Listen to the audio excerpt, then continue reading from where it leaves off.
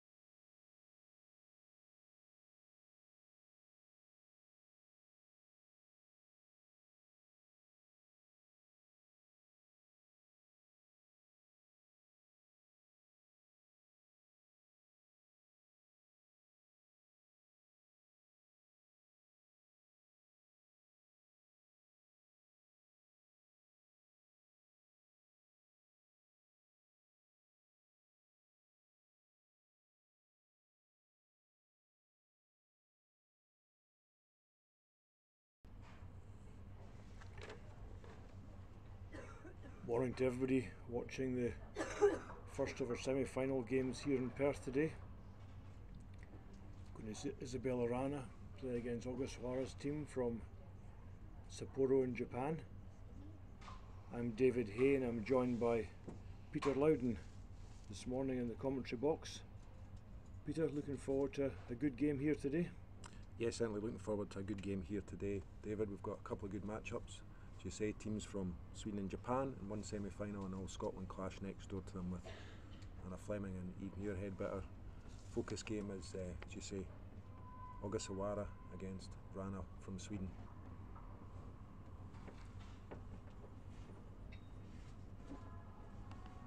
Team Wranå in the round robin, David, undefeated, 5 wins out of 5. Ogasawara 4 wins with their 1 defeat to Wranå, if I'm correct. Yep, that was the way it went, Pete. She lost 8-4 in the round robin section of the game, but Japanese girls had a huge win last night. They scored 6 shots without reply, a 1-2-2-1 to beat Jackie Lockhart's local team here from Perth. An exciting quarter-final game.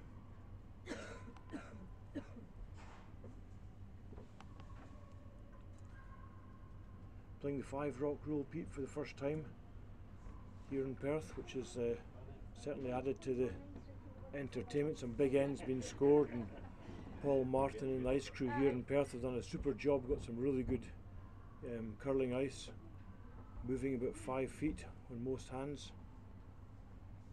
And positive feedback from the players on the 5-rock rule, David?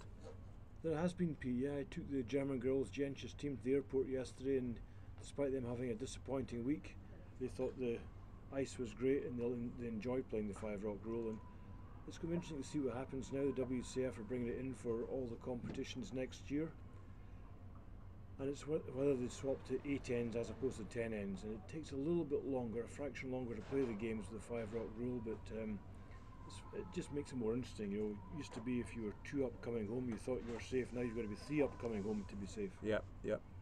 Straight away at the first end here, David, we're looking at an aggressive first end. Team from Japan throwing one into the house, corner guard from Wranå. Now the Japanese girls are throwing a guard which is looking pretty good on their shot stone, top of the 4-foot. Both teams had a 10-minute practice each prior to the start of the semi-final game, so they have a good idea of the weight. Ice has been consistent all week, Pete, not much difference from the first draw until today, running about the same speed. It gets up to about 15 seconds hog to hog at the peak, and it varies from about 14.5 to 15 during the game. So the girls have got to keep an eye on the speed of the ice, and with the amount of curl there is, it always needs another little bit more weight to get the stone down the ice. Yeah. Swedish lead here, trying an out-turn tap back on the Japanese stone at top of the 4-foot. It's looking like it's needing to curl a little bit to get any of that. Just slides by it there, so. And it is weight sensitive in the first couple of ends until the pebble comes off. You've got to be careful of the weight. When you play it up weight, it just runs out a little bit straighter.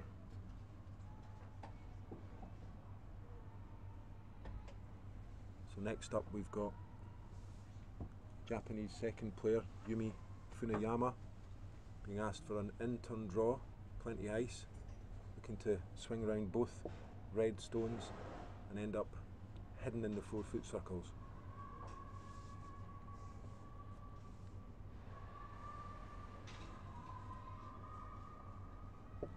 So the second player, Funayama, trying to play the in-turn come around to lie 2. Good communication between the skip and the sweepers. They're looking like it's needing to curl a little bit to get hidden, but the weight looks really nice.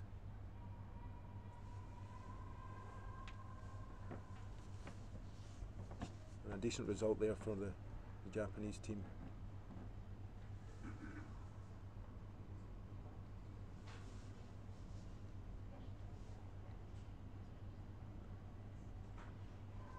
Almeida de Val, second player for Sweden, been asked to remove the red stone.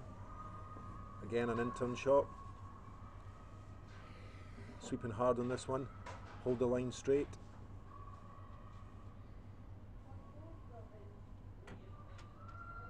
And a well played shot there. leaves yellow lying 1. Very strong team, the Swedish girls from Stockholm, Pete. They were the World Junior Champions 2 years ago, and this year they lost the gold medal game to Canada, having been 9-0 in the round robin, won their semi-final game, on to lose the last game, which is always tough, similar to the Scottish boys. And following a great tradition, David, of strong teams out of Sweden on the ladies' side. Absolutely, they have a fantastic programme. Pia Lindholm, Pete, you know Pia well, having played against him many times as I have, and he really has done a fantastic job with all the teams in Sweden. They're technically very strong, they've got a good work ethic. And a what lovely, a fantastic shot from Funiyama there, that's a brilliant shot. Lovely shot.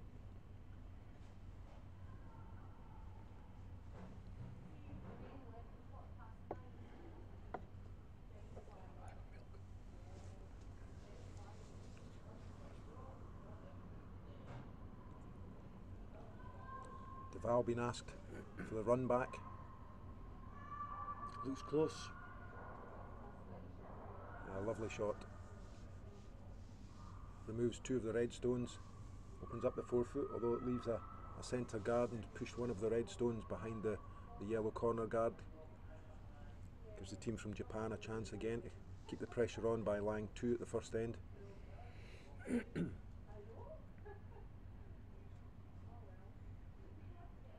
Both teams playing a lot of competitions, the World Curling Tour this year, Pete. I noticed the Japanese girls in particular were in Canada for 3 events: Stockholm, Switzerland, Basel, Switzerland, then to Finland, then back to Canada for 2 more, then back in Japan and played Karazawa. So they've had a big schedule. Came 2nd in the Japanese Championship this year. Yeah, really busy schedule, a lot of travelling. Is this their first time in Scotland this year, David, is it? This season? It is, yep, the first time the girls have played across here. Just a little tight there, caught the guard. Quite a turnaround now since Duval's run back has changed the picture for the first end. The Swedes have now got the game behind the corner guard where they'll want it as opposed to around the centre, with Wranå having the hammer due to her unbeaten record so far. So just looking at the in-turn draw around these 2 yellow corner guards, the red stone, as you can see, is just touching the white, which is the 8-foot circle, so still a lot of room remains for Jenny Wallen here to play the in-turn draw. Jenny had a busy schedule. She was the 5th player for Hasselborg at the Olympics and at the World Championship, so she has done an incredible amount of travelling and curling in the last 2 months. Certainly has. Girls working this one hard. They like the line, but I think it's the weight. It's the weight's going to be the problem, possibly. Just comes up a fraction short. Gives Japan the chance to get back round the red guard again to lie 2. Decision is, do they stick with the same hand on the in-turn that they've been playing, or change the hand to the out-turn? Either, as you know, David, as you said earlier, get plenty curl. So making sure there's enough ice to get past that red guard and be fully hidden.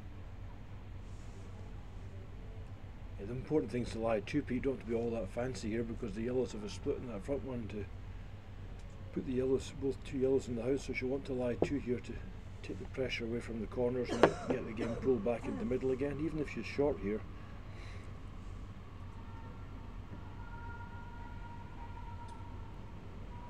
Onadura, the throwing 3rd stones. Again, it looks plenty for shot. room here anyway. But the weight looks good. Just with the pebble being on for the first couple of ends, Pete, once that comes off, these will be going sideways there just now. It's still curling, but not quite as much as the girls had hoped for. Yeah, and the girls making sure they took that one deeper into the circles, David, so they didn't leave a double takeout on the reds for the Swedish team. Yep, and not having a last stone, Pete, if she does roll behind the corner guards, then Japan can draw down on top of it.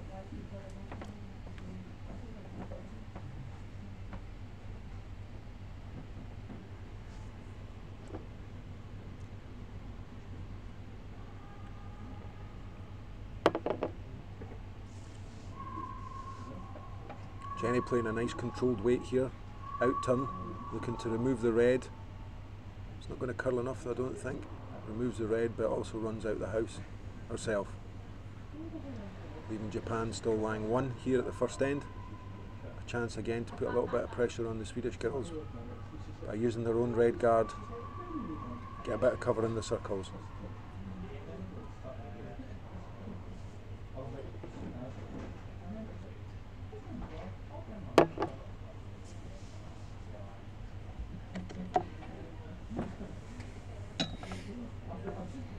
As we mentioned before, Pete, the other semi-finals between Scotland's top 2 teams, Hannah Fleming and Eve Muirhead. We'll keep you updated with the scores of that as we go along.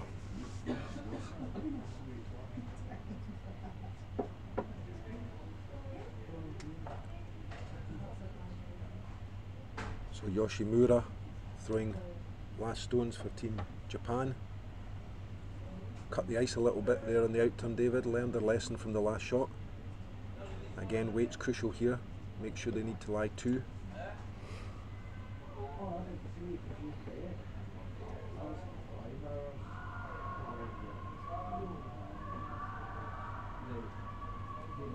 Very good sweepers, the Japanese girls. Their weight control is always pretty close. This one just hanging up. Once it crosses that line, Pete will have a big finish at the end. It all depends on. Yeah, our line's pretty good, David. As you say, there'll be a lot of finish on this stone. Even if they get it tucked in a little bit and showing a piece to the. Well, that's not too bad there. That's good. Yep. At the end of the day, they're trying to force Sweden to 1 here. They don't want to lose any more than that. But if they can get the hammer back at the next end, it'll be mission accomplished. So Isabella Wranå just looking to follow the path of the Japanese stone, either sit frozen on it or slightly in front of it. Isabella's from a curling family. Her father is the 2-time world senior champion, Mats Wranå, and he's looking to go for 3 in a row in his home country of Sweden next month when he plays in Östersund. So there's a strong curling tradition, and in fact Jenny Wallen, the 3rd player's father, plays in the same team, so it'll be the culture of curling is strong in their genes. This is a tighter line than Japan had, Pete. It's whether it moves across. A little bit heavier though, David, I think. Yep. So we should see it starting to break now towards the red stone at the back of the house. So talked about before, Pete, it is weight sensitive, isn't it? You just that extra yard of weight, that was back ring weight, it's just going to roll off it. Yeah, as you can see, just didn't curl as much towards the end of its journey as the red one. Japanese girls having a look there to see. It makes a big difference if the redder line too, they can try and draw into, get a better counter. Judging by the reaction, I think they may be, they're definitely line 1, I think, at the front, David. Yeah, I think they're line 2. Maybe line 2 towards the back as well.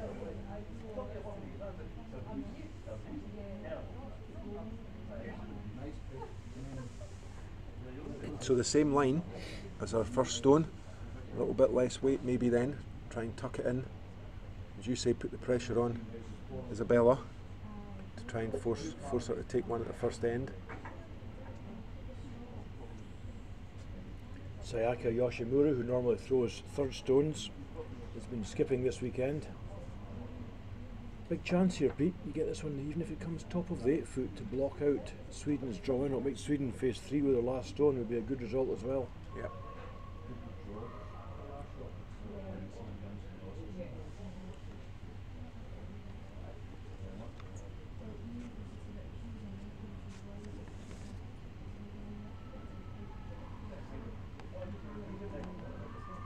A lot tighter line this time though, David, down to the sweepers. It's going to be a real problem. That's try and keep that line way early on. Yeah, I think this is going to hit the red guard.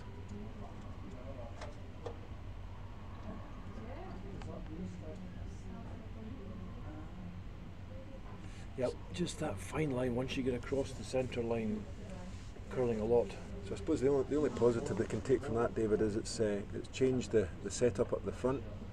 Forces Isabella onto the in-turn as opposed to the out-turn from her first draw.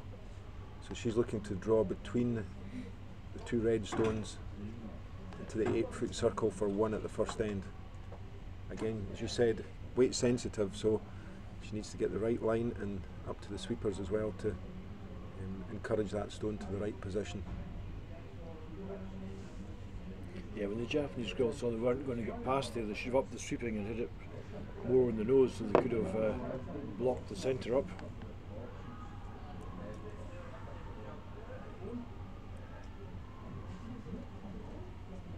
It's got a little bit of curling to do.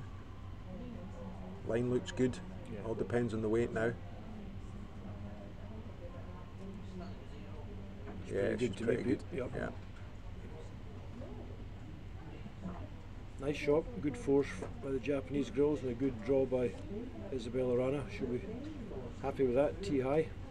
And a lot of swing I noticed on that last stone as well, David, even though she was well out towards the 8-foot circle that finished on the other side of the line in the middle of the 4-foot circle. So as you said earlier on, great ice here prepared for these teams. Just got to be aware of taking plenty and you're looking to curl round guards. Today's coaching tip from the commentary box, Pete: if in doubt, be wide. If in doubt, be wide. I think I've heard that a few times from you before, David, over the years. Well, it's it never changes. Though. Never changes. There's not a lot you can do in terms of letting it go light and tight, that's for certain. Wish them good luck with the next end. So a few stones lying around at the first end. On to the second end here now. Team Sweden looking to get things going. I think we'll see this one short, David, to start with. Yeah, definitely, Pete. They'll want to do a reversal of rows this time, try and draw the game into the centre and prevent the Japanese girls from using the corners. Looking a little bit heavy though here from Solberg. Looks like it's going to slip behind the tee line.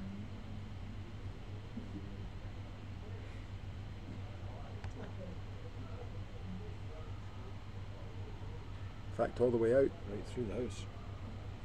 So Yoshimura indicates a corner guard. An effort to try and manufacture a 2 at this end. With last stone, these teams are looking to score 2 or more when they've got the hammer. And as you saw at the first end, when they don't have the hammer, the team from Japan forced the 1.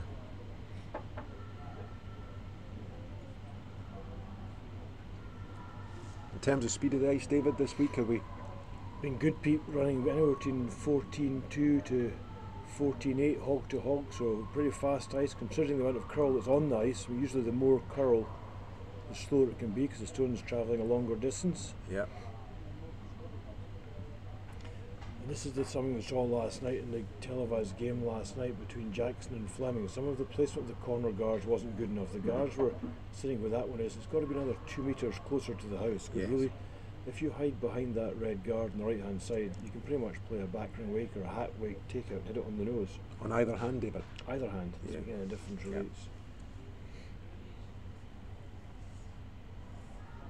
During the week we had 16 teams competing. We had quite a few younger Scottish teams here for the first time to play at this sort of level. It was also a chance for them to play on what's pretty much as close as you're going to get to arena ice in a curling club. And they enjoyed the experience, but it's a big learning curve as well, you know, because it's the number of shots we saw during the week that were tight for line, tight for line. But as you say, the most important thing for these teams is what they learn from it, David, to take forward in a positive way for future competitions or when they're in training and practice.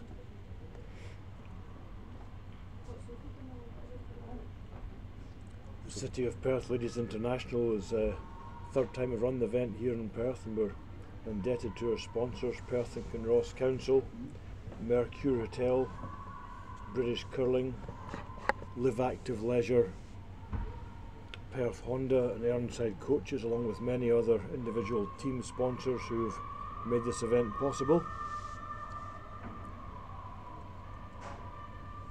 Nice draw there from Really good shot. Anna Omiya. What I like about the Japanese early on, David, they've got real good control over the draw weight. It's the second end in a row where Sweden have been chasing the game really, Pete, due to the Japanese accuracy of the draw shot. It's your only form of attacking curling, isn't it? Stone placement. That's the key to the whole game. I mean, Absolutely. Everything else is secondary. There's no physical contact in the game. It's purely a game of chess on ice, and it's placing your stones in a place where it makes it more awkward for the opposition to remove them or use them to their advantage. Yeah. Duval here looking to use the red stone and move our own shooter in behind. Another nice shot there, although she's not removed the red completely, and the yellow remains in the gap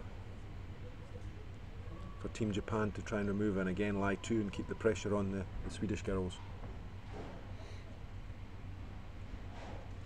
Skip Yoshimura giving the weight indication to second player Funayama. This is an in-turn takeout.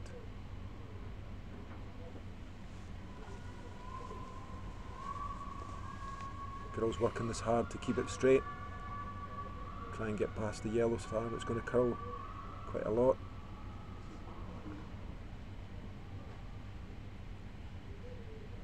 A little error there, Pete, a little bit tight for line. Ice pebbles now broken now and they're starting to move more. Yeah.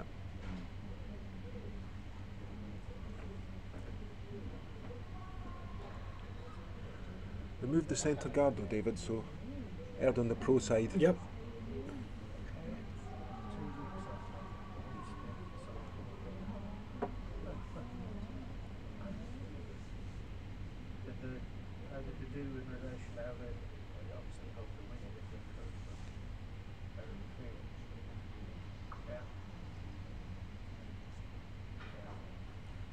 Isabella Wranå electing to replace the centre guard. She's one up without last stone, playing the second end of today's semi-final game. The winner goes on to play against the winner of the Eve Muirhead Hannah Fleming game. She's on next door. No real surprises with the semi-final lineup, Pete, really, when you look at the results from the season. All four teams have put a lot in the World Curling Tour. Swedish girls in particular are now playing in their 12th event of the season together. A lot of curling. Yeah, and a lot of travelling again, isn't it? Back in September last year when they started off in the Stu Ellis in Toronto. They went on to play in Oakville the following week, where they made the quarterfinals. They played in Stockholm, then in Basel, then they did the Gord Carroll Classic, where they end up coming second to Team Fleury, followed by the Royal Page, where they came second to Team McDermott's. They did a couple of really good weeks out there. Yeah. Went through the Swedish Championship, winning that with a 14-2 record. And how did they fare in the Swedish Championships, David, against Team Hasselberg? Well, Hasselberg didn't actually play the Swedish Championship, Pete, because she's one of their selected teams, so she actually Wranå won the Swedish Championship with a 14-2 record. That's excellent. Beating the legendary Annette Norberg's team in the final. She's playing with a young team now, her daughter and some young juniors, but they beat them in the final. And she went on to win the Swedish juniors the following week, or the following event anyway, with a 6-0 score. And she was 4-3 in Bern, win-loss record, and 3-2 in Glenhull before she came to the World Juniors in Aberdeen, when she went the first 10 games unbeaten before losing the final to Canada. Quite a year. Not half. And they'll be looking to finish this on a high here, the semi-finals. They'll be looking to go all the way this weekend. An out-turn draw here from Jenny. Looking to guard their shot stone, which is pretty close to the centre. Nicely placed. Good shot, Pete. The stagger of the guards is not going to make it easy for Japan to come through there. Taking it out is not too difficult. Taking it out and lying is the challenge. Yeah, I think it's possible in the in-turn shot though, David. Is there not enough room between the red and the yellow guards to negotiate that? It's definitely takeout. It's not difficult, but it's just holding the shooter after that. Yeah, tricky part. Yeah.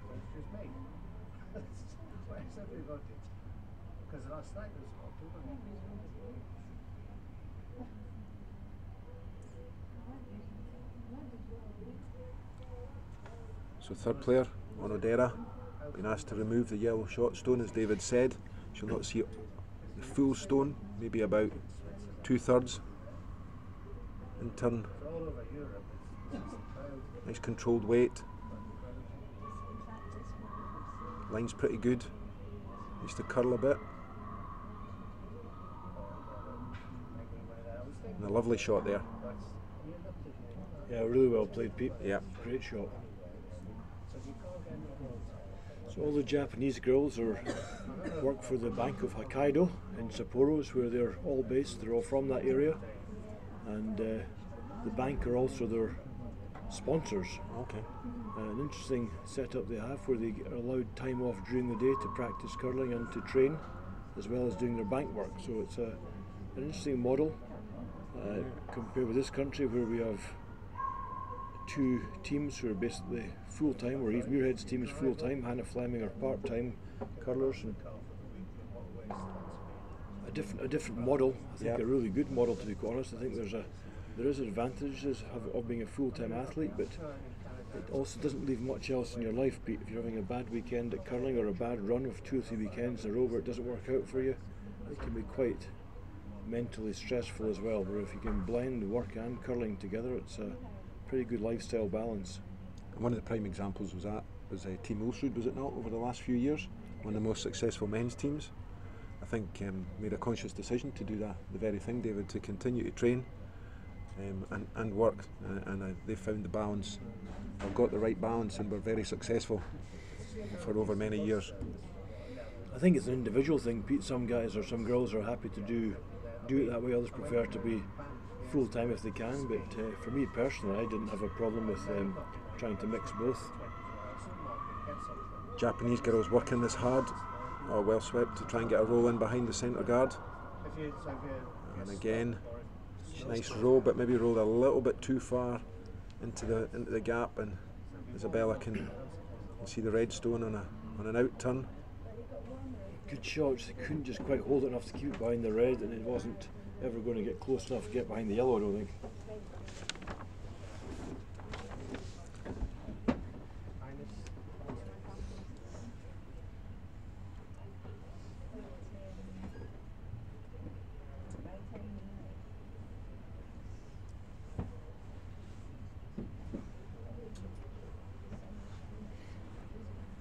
Isabel Wranå playing the out turn barrier weight.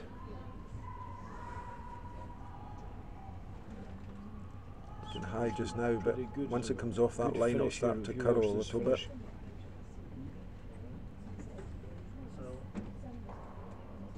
Again, removes it. It's going to hang stay on. in the back of the 12-foot, Pete. Going to ask the question to Japan: do you want to take on the draw, or are you going to? So a couple of options here, I think, for Japan. I think you can choose which hand you like. She's chosen to draw around the red corner guard, going right back to what you said at the start, David. With that red corner guard being so far away from the circles, even if she's fully hidden, it would give Isabella Wranå the opportunity to remove it. Another option here may have been to play an out turn draw around the centre guard, or even an in turn draw around the red guard. So she had a few options. She settled for this one. I'm guessing that's because they've already played line and weight down there, so they know exactly what to do to try and get some cover and try and score 2 at the second end for Team Japan.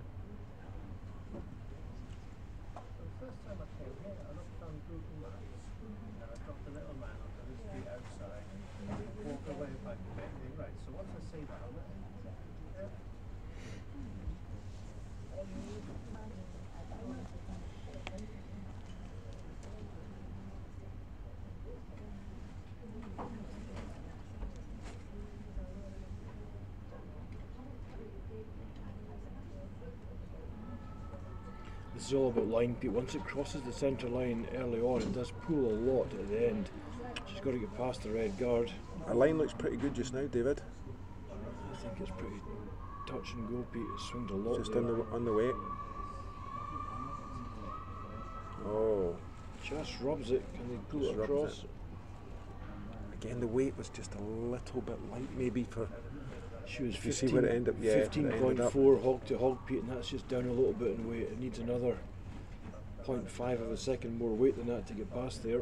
So a real chance here for Isabella Wranå and her team to put a lot of pressure on the Japanese girls. Out turn draw around the centre guard will make it very tough to score. She's sitting in front of the tee line.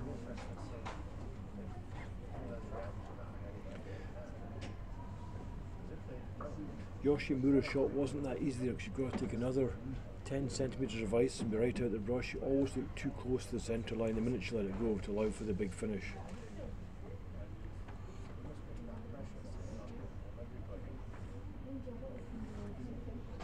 Nice positive release there from Isabella. Girls on it straight away. Again, the line looks tight, doesn't it, David? But they're working hard to get round this guard. It's going to over curl, I think. The weight was okay, Pete, it's just the line. Yeah, the weight was very nice. It's what we talked about earlier on with the pebble coming off the ice. It starts to move a lot more after the second end. She's managed to push the guard into lie 2. Makes a big difference. It stops Japan from giving the chance to blank the end. Now they've got to... The most straightforward shot, I think, here for Yoshimura is probably a takeout on the shot stone in the back of the house, David. Nose hit for 1. As opposed to trying negotiate the front of the house. But there's a number of stones lying, she could get things wrong. Yep. Out turn takeout. Looking to play a nose hit and score 1 here at the second end.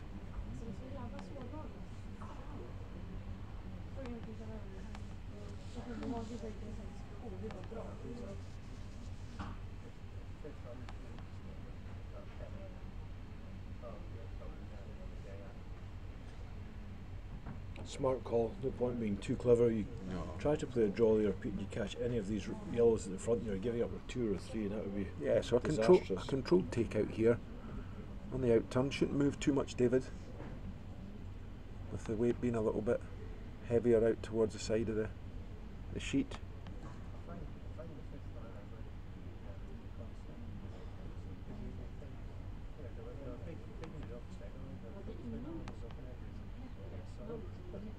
Last shot at the second end. Yoshimura going for the out turn hit and a little tight away. Girls are on it right away. Going to have to work really hard, Pete, to hold that. Yeah, She's trying to meant hold hit, it. but it's going to roll out. And it's a steal of 1 for Sweden. Takes them into a 2-0 lead after 2 ends of the semi-final.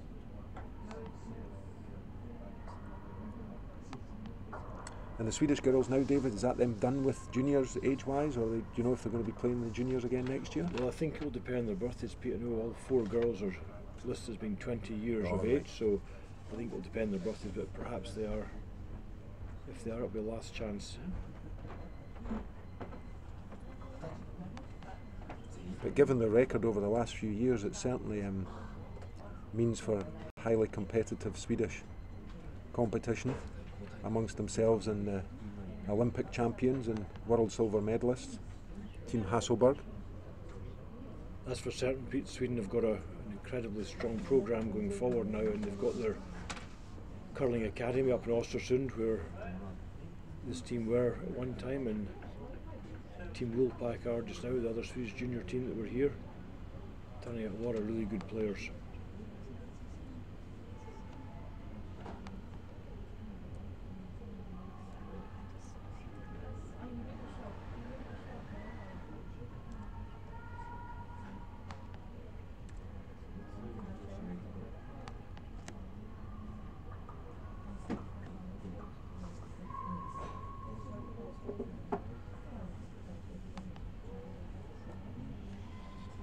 So the decision this time, just to start the end when you're 2-0 up, Isabella Wranå called first stone, top of the forefoot. It's now up to Team Ogasawara to chase the game a little bit and try and score 2 here at the third end to get back on level pegging. As you said, David, this in-turn corner guard needs to be correctly positioned to enable them to give themselves a good chance of getting 2 here at the second end, not too far away from the house, or not too close to the centre line. Yeah, you can see Sayaka Yoshimura indicating want the guard up past the CCT logo. That's a lot better. Perfect position, Pete. That's where you need the guards. It's long enough that the run back's not that easy, and it's also long enough that if you get in behind it, it's difficult to take them out.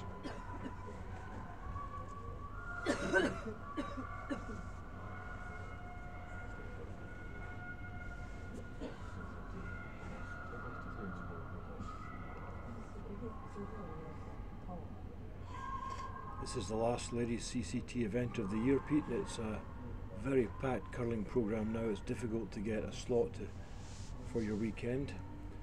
You've got a prime spot for the Perth Masters, which you've cheered fantastically well over the last number of years.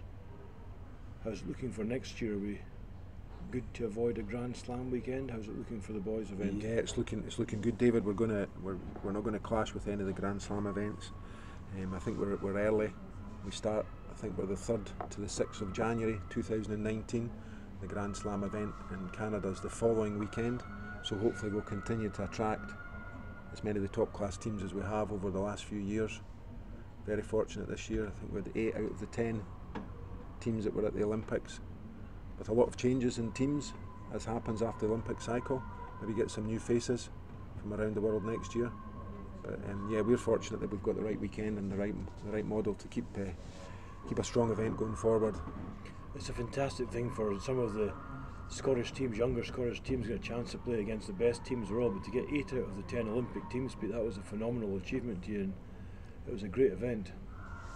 It is, but as you said earlier on, I think the good thing is it gives these teams a great opportunity to play against some of the best teams in the world, and on tremendous ice, great ice conditions. So it does mimic as much as arena ice as you can in a curling club.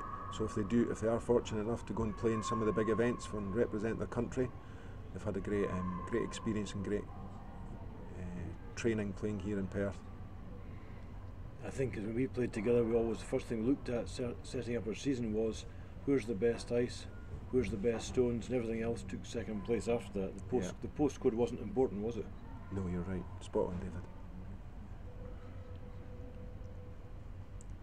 So as this end begins to develop here, David, we've got centre guard, a corner guard. Yellows are lying one bang on the tee line, but wide open to the corner of the house, left as we look at it. The team from Japan, Yumi Funiyama, asked for an in-turn draw around that corner guard, indicating the sweeper's indicating it's quite heavy. The line's good though. Needs to sit now though, Pete, doesn't want to go too far back. I think it's going to sit okay. I think if they finish that, that's a good shot. And again, well hidden. So playing the 5 rock rule here for the first time. Sweden are now allowed to remove the front stones from play if they wish. Opting to play an in-turn tap back. Wranå leads by 2 shots to 0. Playing the 3rd end of the semi-final. Another game, Hannah Fleming leads Eve Muirhead by the same score of 2-0. And Muirhead has the hammer playing the 3rd end. Looking at that game in the early exchanges, it's been advantage Fleming very much, hasn't it? After the first couple of ends, even the girls have been chasing the game. Fantastic shot by Duval there. Couldn't see any of that. Came round at barrier weight, hit 3/4 of it and rolled out right across house to lie. Second shot at the back. So a choice here though for the team from Japan. They're continuing to play the in-turn round the corner guard. One of the other choices might be to try and use the yellows, David, and tap one back, get a bit of backing.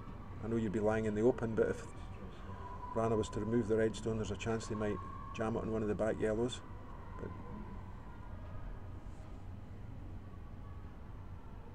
I like what they're doing, Pete. I like the corner guard game here. She gets this on the top line's of much this time. much better this time, line, and it'll be completely hidden, I think. That's going to swing quite a lot. That's a tremendous shot. That's well played. Yep. But again, with the swinging ice here, Pete, the curl, they could come round and still tap that back and freeze onto it. So indicating, I think, that very shot, even if they rub the guard and open it up. Making the decision just to take the guard off, David. Funiyama's had a good start to the game, Pete. She's played 3 very good ends. Got her draw weight straight away. So we're on to 3rd stones. Jenny Wallen being asked to remove the red guard.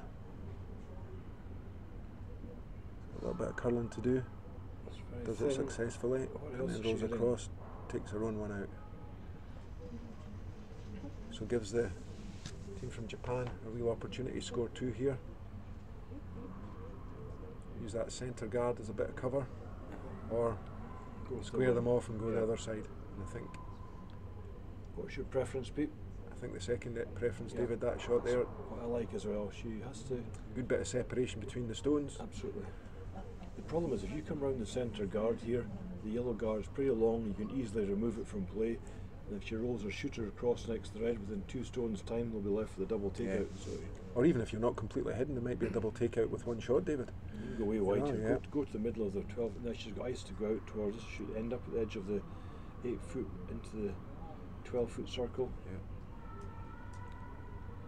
Onodera looking for T-line weight. Again, very important that the sweepers get the weight right. The line's looking good. Needs to work on it. Wants to get right to the T-line plus. Giving no opportunity for Sweden to hit and roll in behind the centre guard with their next shot. Girls are working this hard to get it. And they've Pretty swept that good. well, yep. It's a good shot. That's exactly where you want it.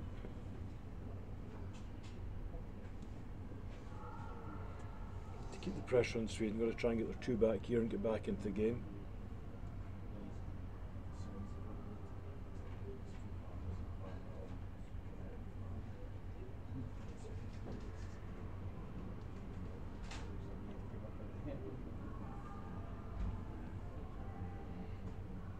Jenny Wallen playing the out turn, controlled weight.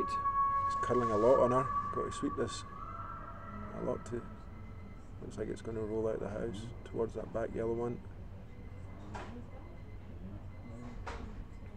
So I think you'll see the team from Japan just look to replace that red in the same position. You can see the evenness of the curl here. Yoshimura gave the same ice other side of the line the last time to draw to the edge of the 8 foot. So again, this stone, if it's the right weight, should end up just at the very edge of the 8 foot into the 12 foot.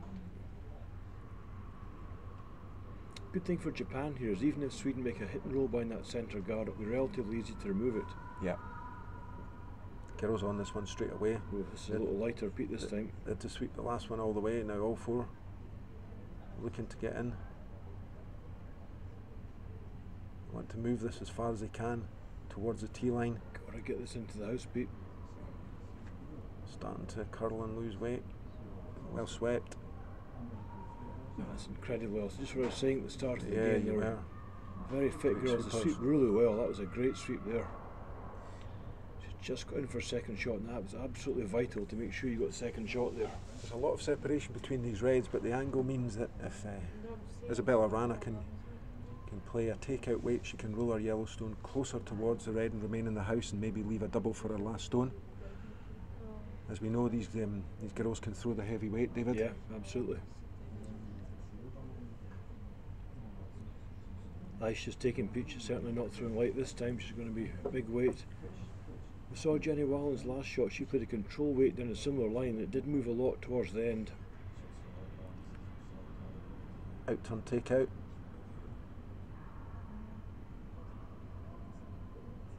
It's close. Very close. It's good contact in the first one. A lovely shot. Yeah, perfect shot. Really Japan nice. have now got to get a bit of separation when they take out this yellow shot. They want to make sure they move that back out of the way again to not leave a chance of a double. Talked before, Pete, about stone placement. Wranå couldn't have asked for any better than that. No, that's good. What I like about Team Wranå so far is there's no messing, David. There's not a lot of time taken to make decisions. They're very clear in their mind. Isabella herself comes down, decision comes down, just gets herself ready in the hack and away she goes and makes a lot of shots. It's refreshing to see. I went to watch them play in the World Junior semi-final this year, Pete. It was exactly the way they played there as well. Very positive, no second thoughts, good communication, brushed down, everybody knew what they're doing, make the shot. Great. It's not a difficult game, really. People stand and try to make, they look at all the negatives, look at how, what if. Yeah. If you make the shot, it's the best way of taking out the negatives. Okay, Yoshimura's first shot here at the third end. In turn control weight, wants to hit the yellow and roll towards the centre line. And try and end up level with her second shot It's stone. a lot at the end, Pete. Girls are working this hard to hold the line. It's looking like it's going to over curl again. Is it going to stay in the house? Oh, well swept. Gonna hang on there at the back, and again, just rolling. I don't know if it's second shot though, I think David. he's maybe rolled a fraction too far, I Pete. think the yellow might be second shot, so that gives Isabella Wranå a chance to hit on the nose to lie 2. I think for Wranå is now she can nose or roll 12 feet to the right hand side there. She's got another get out. What she doesn't want to do is just roll 2 or 3 feet and leave a double. Take out in the yellows. I think Yoshimura's just under icing these tap backs and barrier weights. The same at the last end. She'd have hit to get a 1 and she was just a half stone inside, and the same there. It's just believing that it's going to curl out there, David, that's it. It's the transformation, Pete, from the first 2 ends when there's still a strong pebble on. Once the pebble's worn off, it really starts to curl a lot. Yeah.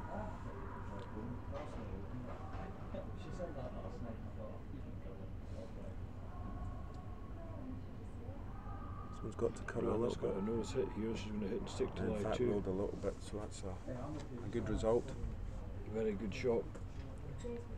Means that Japan have no chance of scoring 2 here. Just going to draw the 8 foot for their 1. Make sure you get 1.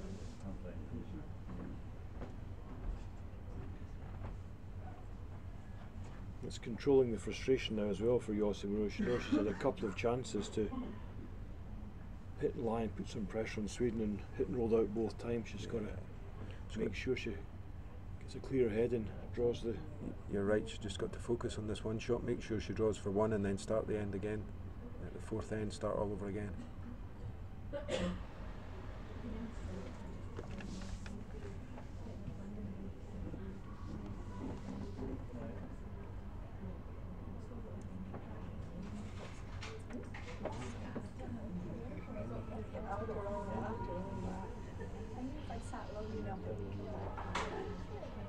Keep it going, girls. Looks pretty good for weight, Pete.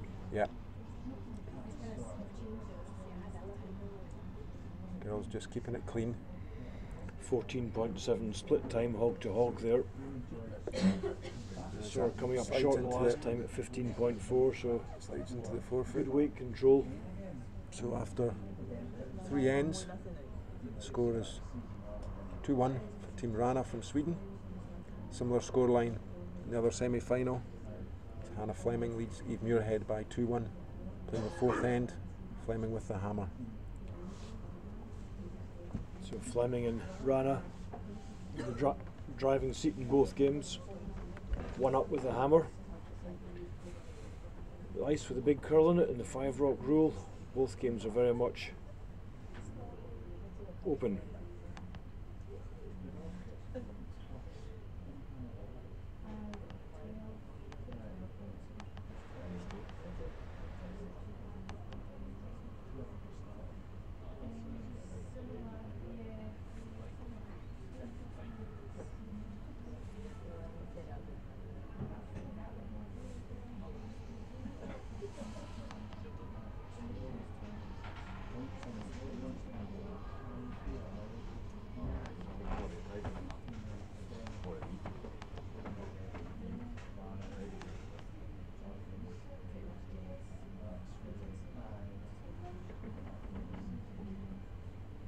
So as we start the 4th end, Japan calling the in-turn centre guard,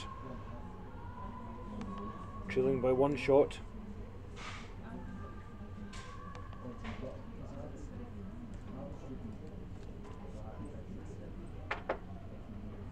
Guards need to be relatively close to the house. Long guard is no use.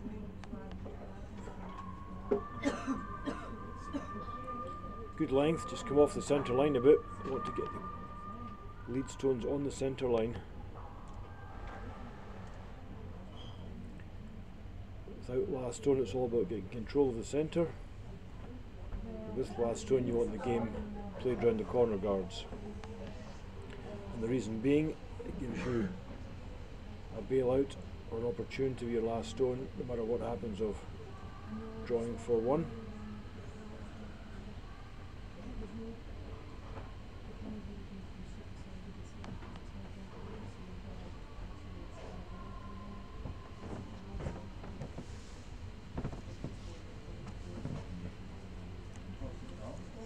Schoberg playing a nice draw at top of the button.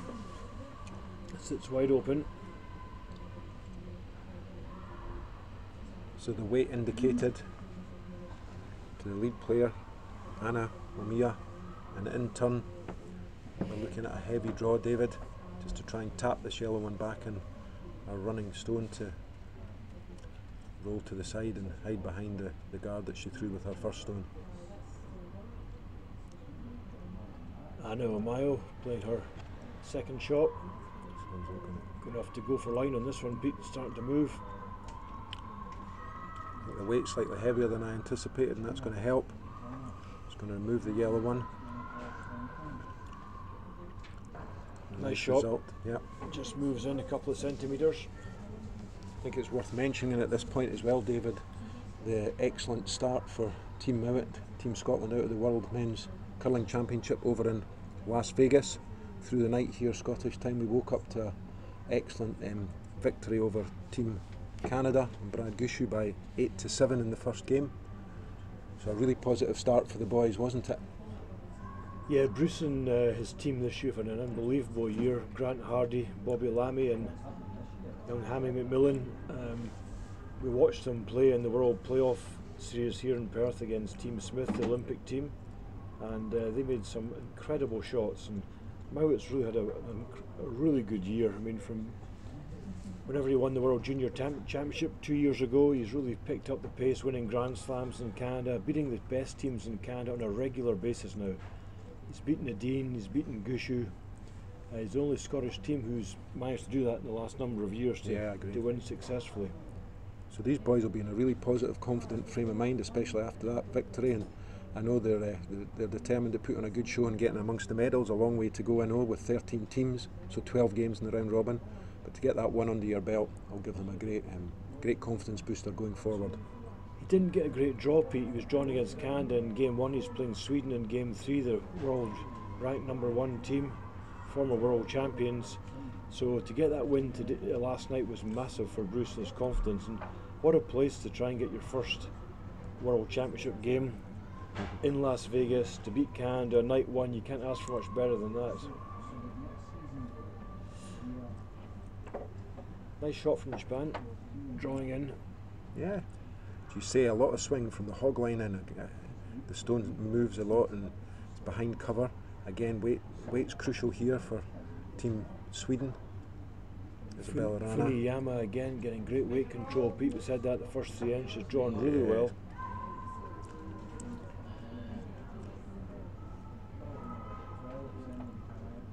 So starting to move a lot. Sweepers try to hold it past the guard. It's a good sweep from Jenny Well, and kept it very straight coming down there.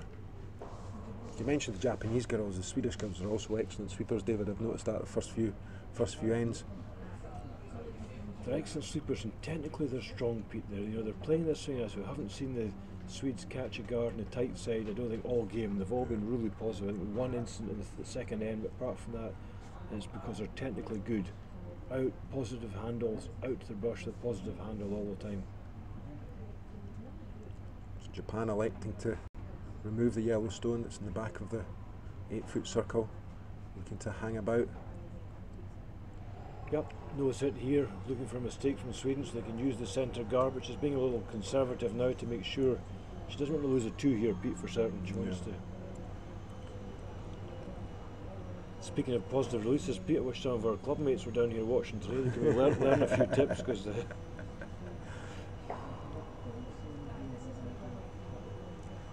good shot, it's fine. I don't think that would help, David, actually. I think we're just we're stuck with that. I think the release is the least of their worries. Yeah.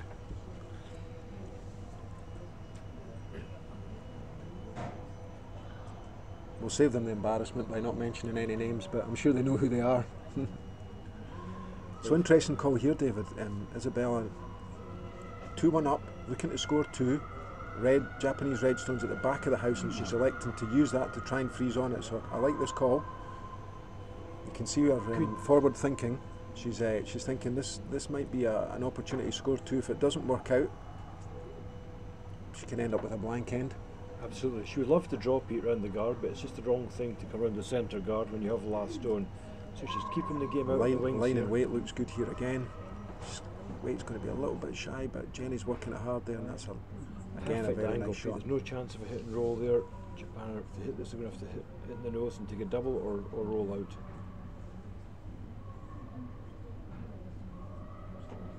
Good call and a well played shot. Sweden are playing really well this morning. So few mistakes, are keeping the pressure on the Japanese girls by stone placement.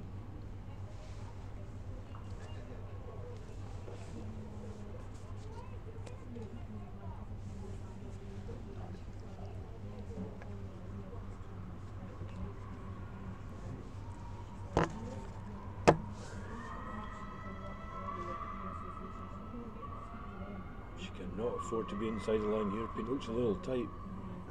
It's done just that. So, objective achieved as far as Team Wranå are concerned. That's exactly why they wanted to position that yellow stone there.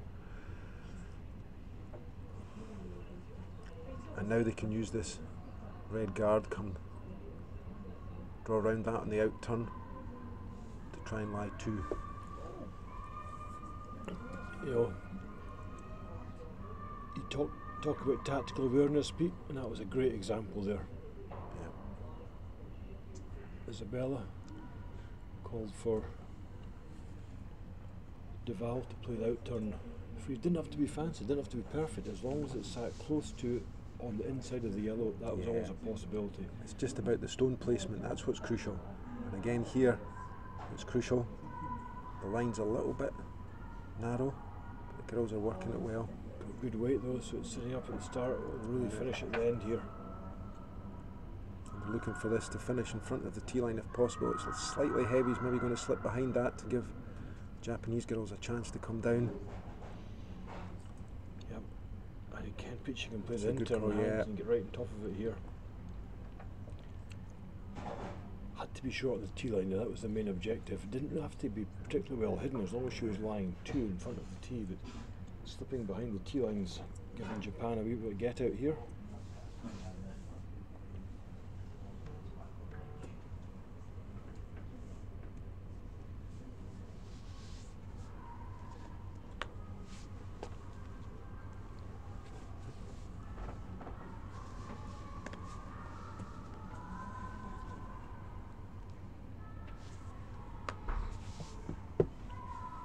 In-turn draw. Looking to freeze that yellow stone now. We'll start to see it curl. The weight looks good. Wants to get it right up close to it. The line's really, really good. We want to put it as close to that yellow so that a nice shot there from Onodera. They'll not be lying short, but it's good position in front of the tee line. It's going to make it difficult. As you can see, Isabella Wranå's just looking to remove the guard because the angle, again, in the same way as her yellow one was a good angle for the jam earlier on in the end, the red one's similar position. So thinking shots ahead here to give herself a chance maybe of scoring more than one at this fourth end. Isabella's just going to remove the guard, and then we'll probably see Team Japan just trying to replace it with their next one. With there being so much curl and ice, Pete, putting the guards on isn't that easy. You've got to really keep them high and sweep them down at the end, so you've got to wait in line perfect. And I would imagine that Japan will try and throw centre guards up for a couple of more shots, and then the last one, well, she thinks she's line shot. All right, okay.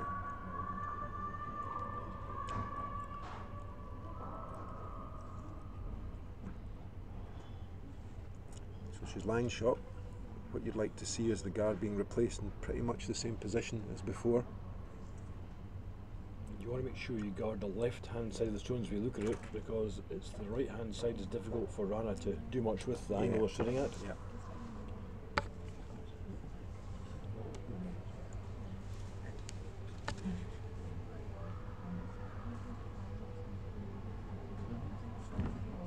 Japanese girls all from Sapporo and Hokkaido, the northern island of Japan.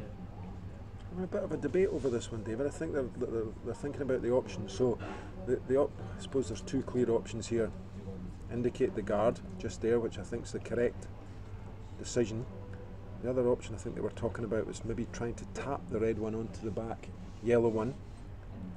I think they're just concerned, Pete. There's so much curl and ice that unless they get the guard absolutely perfectly, Sweden come around and play an out turn tap back, and they're in big trouble. You said the key thing is to guard it as we look at it on the left hand side.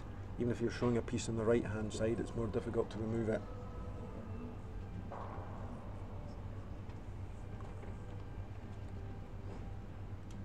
So it's all about the weight in the line. Taking a lot of ice, they're going right to the outside of the 8-foot circle, and they want to get the played stone over the centre line. They don't mind showing Sweden 2 or 3 centimetres of the right hand side of the red, but they do not want to let them see the left hand side of the stone.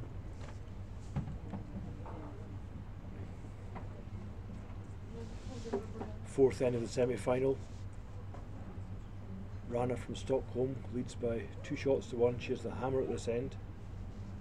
Japan lying 1. Yoshimura trying to throw the in-turn guard with her first stone. And if anything, up until this point, the Japanese team have been caught out with not taking enough ice, David, as we said.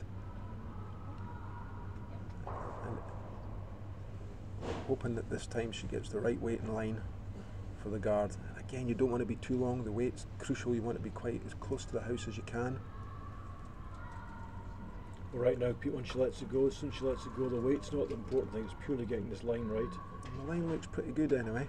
Don't want it to over curl. Once it crosses the line, it'll curl a lot at the end. It's going to start to curl now. It's a pretty good shot. Could maybe swept a little bit more, David. I think that still leaves Isabella with a chance of an out turn. Just She's elected to take that on, but so a good shot. the only reason I say that is that it's not as close. Yeah, it's not she covered the inside, Pete, and that was the key thing. But Yeah, the distance is a metre and a half too far out. But again, Wranå, smart player, Pete. Yeah. I think it's a cultural thing. Once she's used to watching teams like Norberg playing, she watched Hasselberg playing, Pia Lindholm's team, she'll have seen them play in the latter years, and obviously Nicholas Edin, world number 1. Regulation, They become peel of the guard. very tactically aware. It makes a big difference.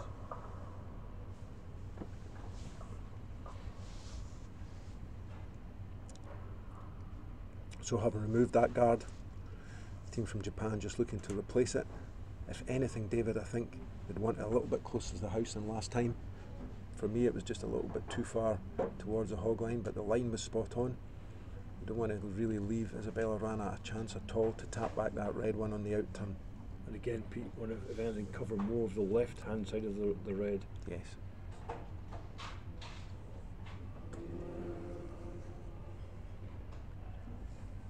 Big shot here, Pete. Make this a possibility of stealing one. Don't make it, you could be losing a big count.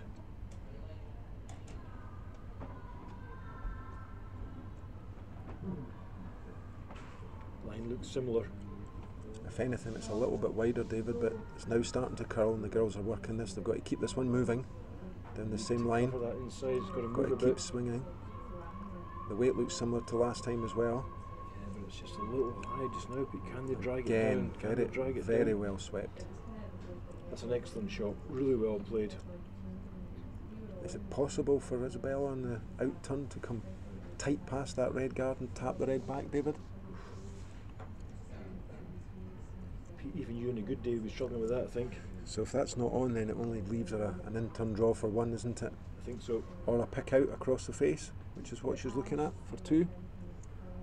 When you're 2-1 up, that's probably the best shot, I think. You just go for this and try and thin it right across the face. So you must be seeing edge to edge, guard to shot stone. The big swing once she comes past, you could play barrier weight here. Just tick the edge of the red, put it across the face of the yellow, possibly get 2. It's about risk and reward, Pete. You know? Absolutely. The draw of the button is there, and for her it's not that difficult a shot, but it's not a gimme. The flick across, if you can just catch that going across the face, chip it out, and control weight. If you miss it, you lose 1. If you make it, you go 4-1 ahead. Yeah. 2 all or 4-1, risk and reward. What do you fancy? I think they're having a right discussion here, and they may. Duval at third likes that shot, David. I think the barrier weight flick out, and that's what they've ended up deciding on. Yeah. with that ice, Pete, that's not a lot of ice for barrier. I think she must be going a little bit firmer. I think a bit firm barrier, almost control. Remember, she only got to just touch 1 centimetre of that red stone be enough. She won't see any more. I don't think she'll see anything at all. The guard's been perfectly placed. So one of the outcomes won't be that she'll hit too much, that she'll take her yellow one out at the back of the 4 foot. She's just taken another 3 centimetres more ice there. I think that's the right call. So big shot here at the 4th end for Team Wranå. Can either be 4-1 or 2-2 after the shot's played. They like the line. It's going to be close. It's very close. I like her weight. Just needs to catch this. What a lovely shot. What a lovely shot. Oh, it's not enough for one though. Oh, really good effort shot there. I think that's probably the best that she could have done. She wasn't heavy enough to knock it out, but that's a really good shot considering she couldn't see any of that. And again, that's testament to the ice that these shots are possible, David. I think she was probably seeing negative 1 centimetre there, Pete, so she had to shave that guard, get past it. Yep, that line with more weight would be perfect, but that wasn't easy. It was a good effort. So after 4 ends of play, Isabella Wranå leads by 3 shots to 1 in the semi-final of the City of Perth Ladies International. In the other semi-final, Eve Muirhead trails Team Fleming by 2 shots to 1, and Fleming has the hammer playing the 5th end. So both games finally poised, David, as we move into the second half of these semi-finals this morning here in Perth. As you say, this time of year, this is the last ladies event on the CCT time of year, and maybe even more so when it's the end of the Olympic cycle, that we see teams maybe parting ways and reforming with different personnel for the next 4 years. We've seen quite a lot of changes on the men's front, particularly over in Canada. Some of the top teams changing their lineups. It'll be interesting to see how these pan out in the coming years. Yeah, it very much goes in 4-year cycles. People are basing their whole calendar on the Olympics now, and rightly so. The biggest event in the world, biggest stage in sport. Every team has their life expectancy. As I say, they don't go on forever. Characters change, needs to freshen up sometimes.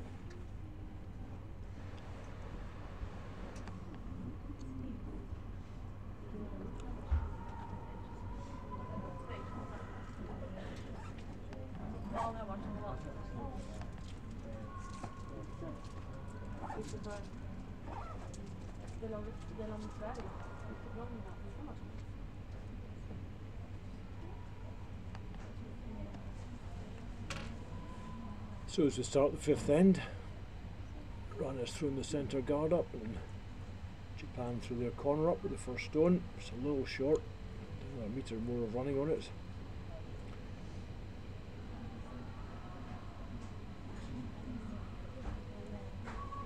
Fanny Schoberg playing the intern draw round now.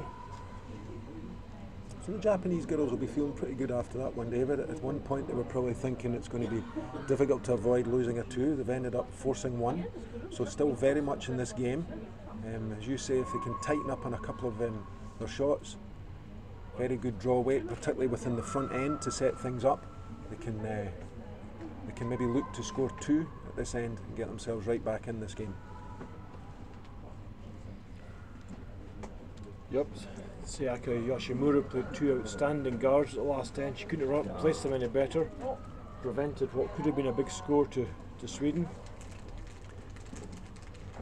Good start again though by Team Wranå, Pete. They're just keeping the pressure on all the time. The Swedish girls are making so few mistakes. There's not been any chances for Japan really. And a couple of half shots by Onodura and Yoshimura have given them the 3-1 advantage. Yeah, they really are in control. The Swedish girls are at the top of their game so far and keeping the pressure on.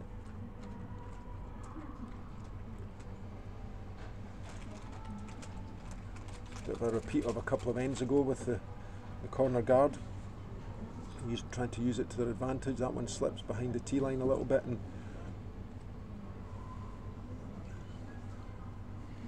Wranå unbeaten at this stage in the competition, come through with 6 straight wins. Ogasawara's team done very well, 5 wins, 1 loss. Only game they lost was against Wranå in the round robin, 8 shots to 4, and been unbeaten ever since then. So out of the 4 semi-finalists on the ice today, Pete's only 1 game dropped, so the strongest teams have definitely made it to the playoffs. Yep. Sjoberg trying to follow Japan down here in in-turn freeze. It's a nice line.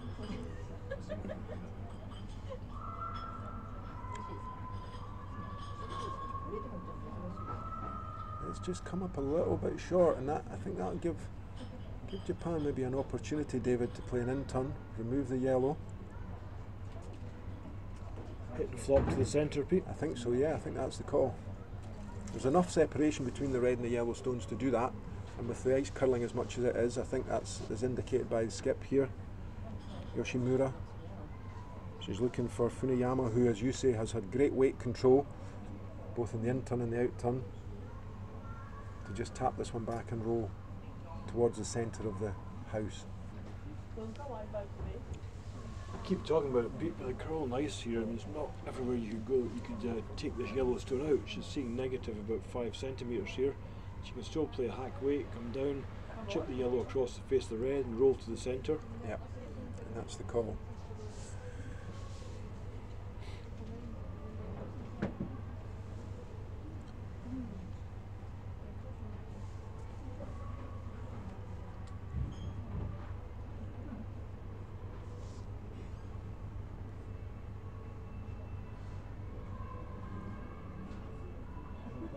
Indicating it doesn't need it for weight, but the line's important. I'll tell you what, our line's looking pretty good here, David. This needs to curl a little bit. Start the guard by a fair bit there, Pete. The weight's pretty good. It's going to chip it to the side. It's a great shot.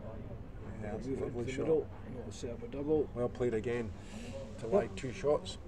Taking the yellow out wasn't important, it was just making sure the red at the back lay second shot, and they've done that successfully.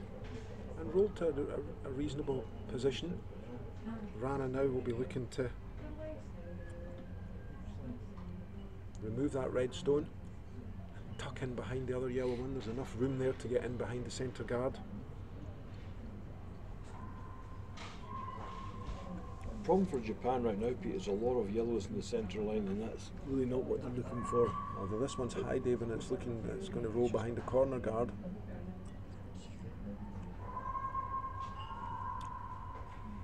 Okay, not bad. It's difficult to know for us which is lying the second shot just now, is it the red or the yellow?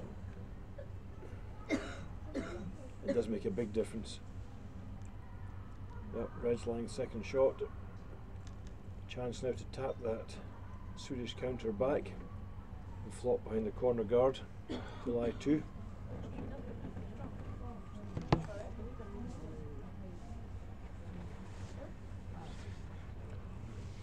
A repeat of our first stone.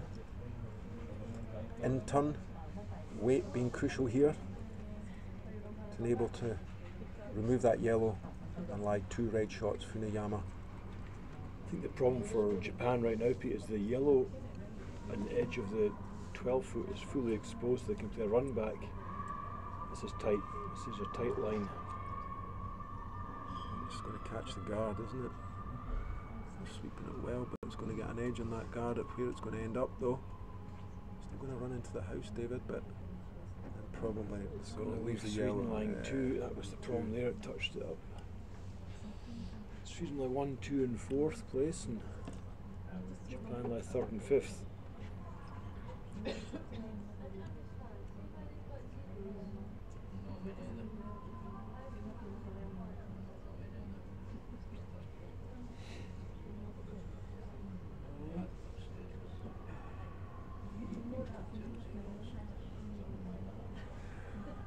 So a few stones lying in the house here, David. And Isabella looking to take advantage of this situation. She's lying 2, trying to increase the pressure on the team from Japan. She's asking Jenny Wallen to remove that red stone.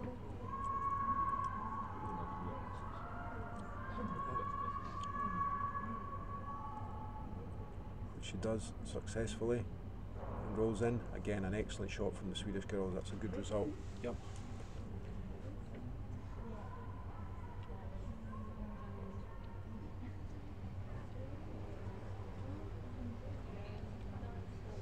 Japan looking at removing the Swedish counter on the right hand side and trying to check behind the guard, same as the last time. Still something for them to play with over there though, David. You know, I there's think a good stagger on the centre ones now as well. There's an in-turn draw and everything eventually at some point in the end as well.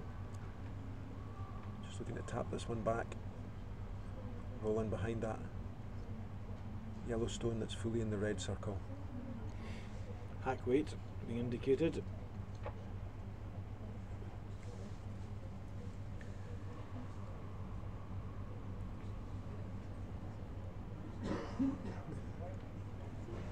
Wranå's a little tight with her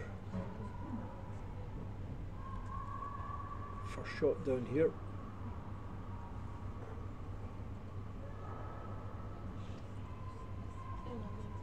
Quite lightweight, Pete. Tight of line as well, David. I think. She's asked for hack weight, but that's more like draw weight. It's very light.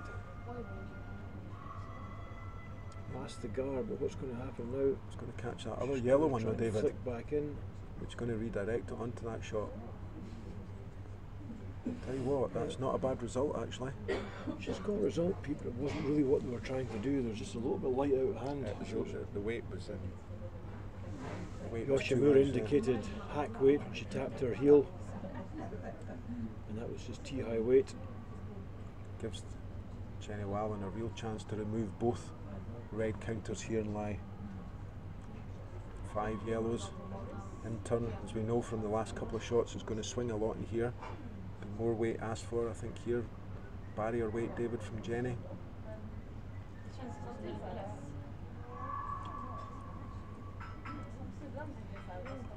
little bit of extra weight, keeps it a lot straighter.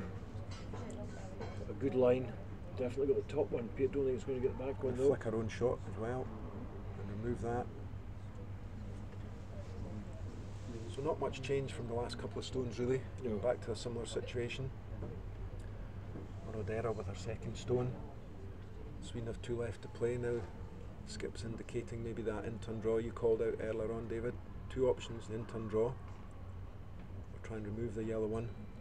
I think it should be my preference, I think. Remove the yellow one and you could roll in to the centre this time and lie. You're 2 shots down, Pete. The yellow one's half into the 4-foot. It's leaving you a very reduced area to try and score an end here. You've got to remove this, try and get the hit and roll either way, either that way or into the centre.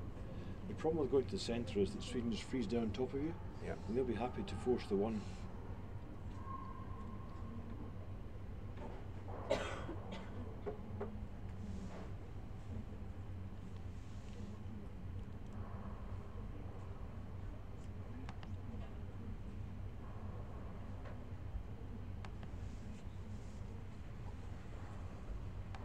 She was a little bit light with her first one.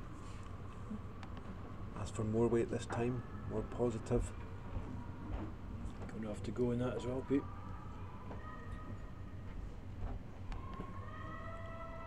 Holding it well, but it's going to curl too much, I think, David. Going to hang on. Roll too far, I think. Roll just too far and out of the house. Leave Sweden probably just lying 1 at the top of the 8-foot, but still in a good position to steal at this end or force Japan to take one. That's a positive call by Sweden again. Looks like being aggressive. In-turn draw. The defensive shots to tap the back one back to lie 3 or 4. What's the point? Get in here first. You're 2 up in the game. Get a steal here. You're pretty much in game control.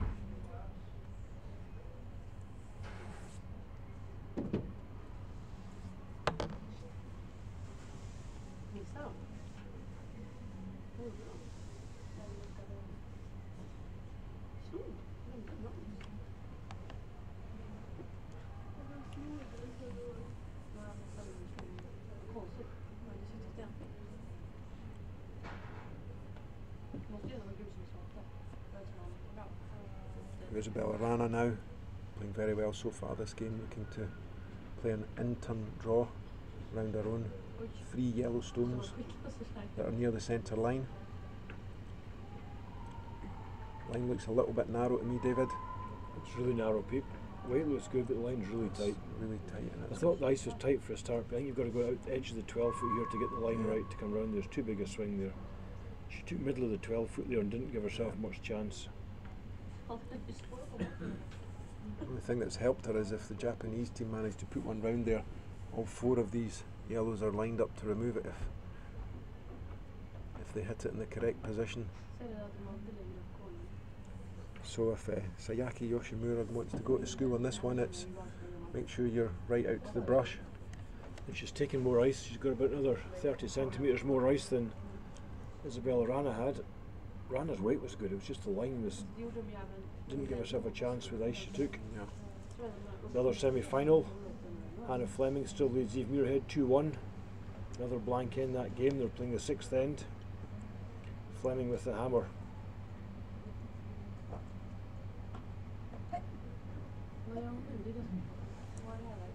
And with the 5 rock rule, David, this weekend, have you seen much change in tactics and strategy from the girls in terms of trying to set the end up? Not massively, Pete, and I think probably more a reflection on the fact they haven't played it before. One or two, you could tell, one or two of the more experienced teams, especially the 4 teams that are in the playoffs today, all played more international events than the rest of the field had done, and they were utilising it probably slightly better. Okay. I don't think there's a huge drama in the 5 rock going from 4 to 5. No. Again, this line's very, very narrow, David. Got to go for lines that will finish huge at the end. She's just got dead weight as well. Like that's going to over curl, is it? Yeah. Not got the weight to hold the line up, I don't think. No, they are, David, they are. They're getting past Has it. she got the weight? They did very well swept by the girls there. Good standing shot. Absolutely brilliant. Just slipped just behind the tee line, I think, or it's sitting right on the tee line, but it gives Isabella again not wasting any time in making her decision. The brush was down to follow that one down.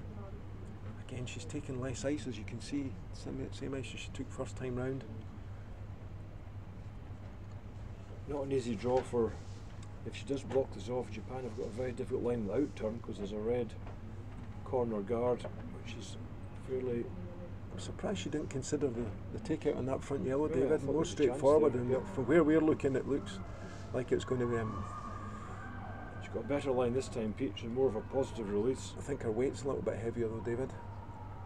I don't know if that's going to curl enough to lie short anyway. Definitely not going to lie short. How far back is it going to go? Right So back. that slips back nearly out of the 8-foot circle. If she'd been that far short, Pete, it makes Japan's draw very tough for 2, but going long, gets them the same shot again. You can see Yoshimura going right out to the edge of the 12 foot here. Want to make sure they've got plenty of room past these guards this time. It's very tight last time, but weight was good. So a real chance here to score 2 and get right back in the game.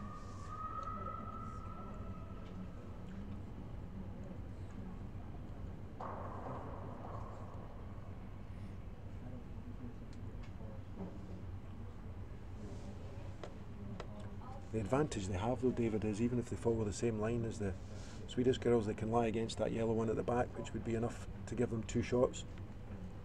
So a little bit of backing there for them. It's going to be somewhere about 14.5 seconds hog to hog up this line here, I think, Pete. 14.7 down the middle. The front end players got their stopwatches at the ready, David, as well, just to give them an indication as to the weight. They seem quite comfortable. The line's not massive again. Want to keep it up early on because it swings a lot at the end. The line's good, so it's all down to the weight now. There's no panic over the sweeping. They're now working a little bit harder. 14.7 hog to hog, Pete, so it should be very close to tee high Yeah, weight. and she's spot on. 2 lovely shots there, so It's definitely a skip's juice there, Pete. They're in Definitely. trouble all end, and the skip pulled out 2 great shots. Yoshimura's again draw weight. She's had 4 perfect shots the last 2 ends. She had 2 perfect guards at end number 4 and 2 perfect draws at end number 5. So brings her score after 5 ends to 3 shots each. And Sweden have the hammer, playing 6.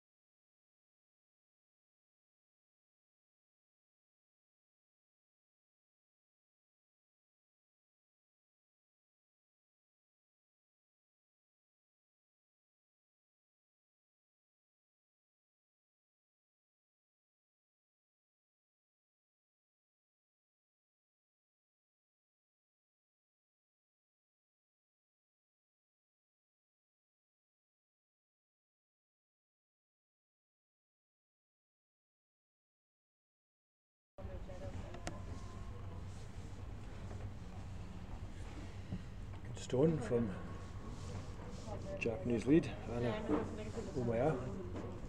Interesting call here from Isabella's asking for the tick shot, David. We're in the 6th end. That was what she indicated to her lead. I think it's a great call, Pete, because what she does here, she's half the red, puts it into rings, so she can hit it with her next stone, puts up a corner guard for herself. And very few other teams have done that all weekend. We talked about that in last night's commentary. This is a good tactical call. Tide playing 6, you have the hammer. If you tick it, it's fine. If you put it in the house, it's even better because you can take it, remove it with your next stone. It's got a lot of curling to do though, this one. Just going to catch a piece of it, but probably not enough to shove it into the house. Definitely not.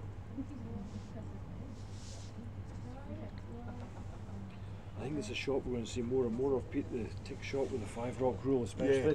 And it's the second player's going to have to be able to do it as well, because on your second player's first stone, when you don't have the hammer, a tick's going to be a useful shot. So that'd be one of the main differences, David.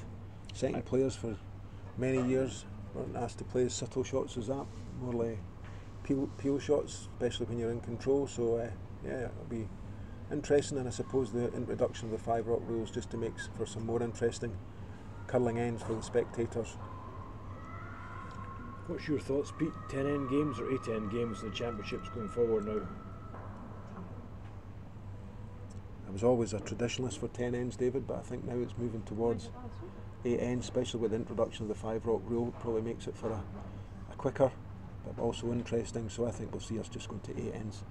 I think so long term as well. I think this next 4-year cycle obviously is going to be 10 ends because of the next Olympics coming up. They don't like changing the rules during the Olympic cycle, but interesting to see. I agree with you. I think probably when you see the Grand Slams played over 8 ends, it's especially now for your championship curling as well. We're now seeing a mistake here from the Swedish girls. I was just going to say, I think now we're seeing 13 teams at championships, so the schedule, even over the championship period of time, is getting busier and busier. If you're playing 10 ends, it's going to take you longer logistically, so I think 8 ends is definitely the way ahead, David. I'll have to say, Pete, it used to be the World Championship, but when you see teams, the ladies last week in their championship in North Bay, there was qualifiers and 6 wins, 6 losses, still on an even footing against teams in 12-0. I do struggle to find that to be a World Championship format. It's certainly not something that I would be too excited about. Yeah. I was always against teams qualifying through on last stone draw without a playoff game, and we were always told that it was too difficult to justify the cost of venue hire, etc. And yet they suddenly produce round robins of 13 teams. Quarters, semis and finals. You have to watch, don't drop into a Bonspiel as opposed to a World Championship. Yeah. It'll be a similar format this weekend in Vegas, isn't it? It is, Pete, yeah. But I certainly wouldn't be too comfortable sitting on 12-0 if the guy I'm playing against the finals have won 6 and lost 6. Exactly. So hot off their 2 at the last end. The team from Japan got some early pressure on the Swedish girls. Nice run back and take out of one of the red stones in the house. Leaves a yellow corner guard, but we've still got a red shot fully in the forefoot. Sayaka Yoshimura calling for the guard. We're on to second stones now.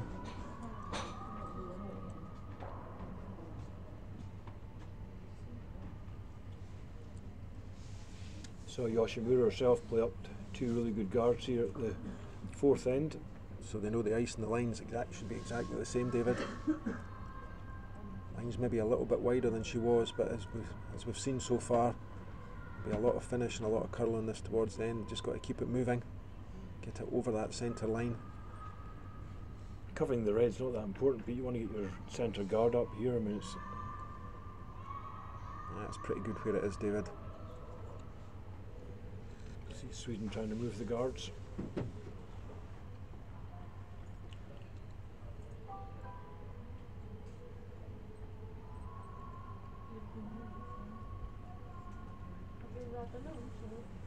Interesting choice of shot here.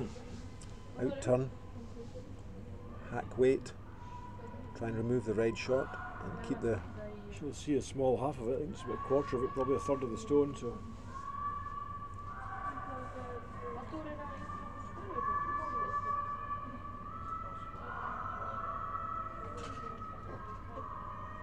Girls working this hard. Line's looking tight, David. Just going to rub the guard here, Pete. Yeah, rub the guard. Rolling in for a counter. That's a good result for at the end of the day. Definitely. Changes the dynamics of the end now. Japan are guarding. I'm going to continue to guard, I think.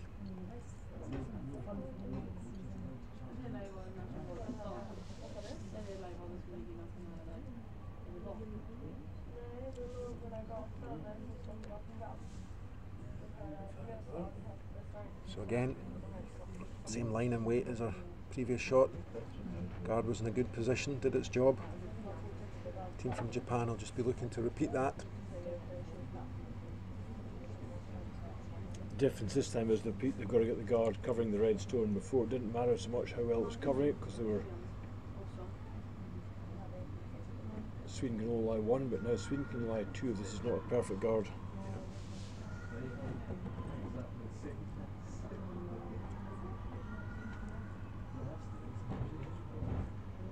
Line looks good. Need to work it a little bit to get it to curl over that side of the line again. Yeah, it's coming down nicely though.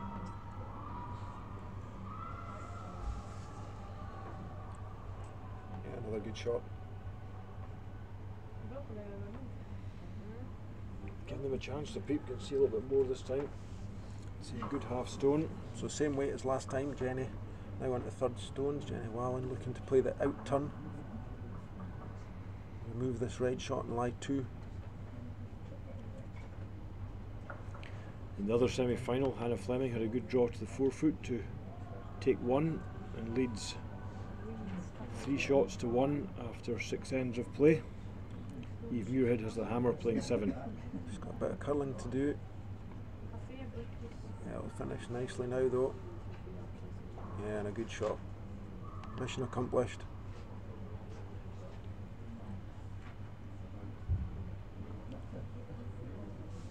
Swedish girls chose not to sweep that red one out of the back there. Controversial. Seems to have a little bit of disagreement amongst them, as it gives the Japanese team an opportunity for a double takeout on the yellow stones to lie two. Crucial shot at this end, David, to make this, keep the momentum that they've built up throughout this end. Got a chance to double in or re-roll in a bit as well. People look a little high just now. It's got a draw. Line looks pretty good though. As you say, it is a little bit high. A locket, I think. Yeah. Just didn't curl enough to get that double, and again leaves the girls from Sweden lying one at yellow, and there's what's quite a good position for them, half hidden round the red at the top of the 12 foot. I think there she had to be on the tight side. Even if she hadn't rolled in and only got one was fine, leave it open, but it's a kind of a bad result the way it's finished up.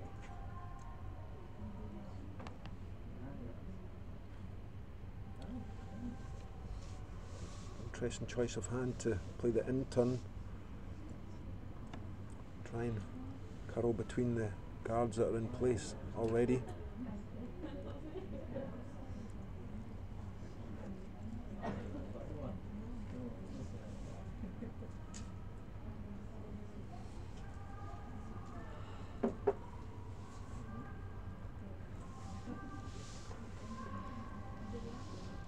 Weight looks good, all depends on the line here. Yeah, the line looks good as well. Yeah, it does, and the weight, as you say, Jenny's been playing pretty well so far. That'll be top of the 4 foot in the ideal position. Tremendous shot, really well played.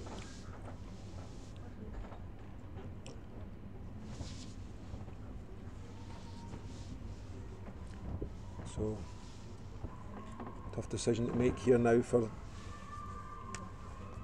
team from Japan. Do they run back their own red guard or play a draw? I think they've got to play a hack weight, just come around and hit half that yellow, chip it back and roll behind the double guards. Similar shot that we saw. Well, the edge she's taken though, David, it looks like she's just playing a dead draw to try and get to... Yeah, corner freeze, it's good as well. Corner freeze, yeah. Which would mean she would lie second shot. try and make it difficult for the team from Sweden to score 2. Reduce the scoring area a bit, and hopefully you get a chance for your second shot to make a move in it.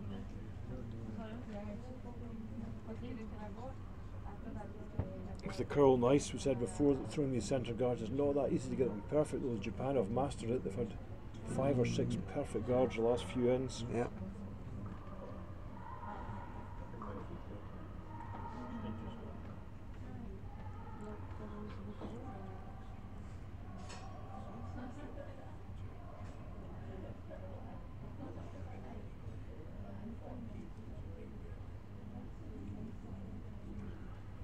Really is the key shot for this end, David. Weight needs to be spot on in line, as you say, just to get that half check on the yellow stone and reduce the scoring zone for Team Wranå.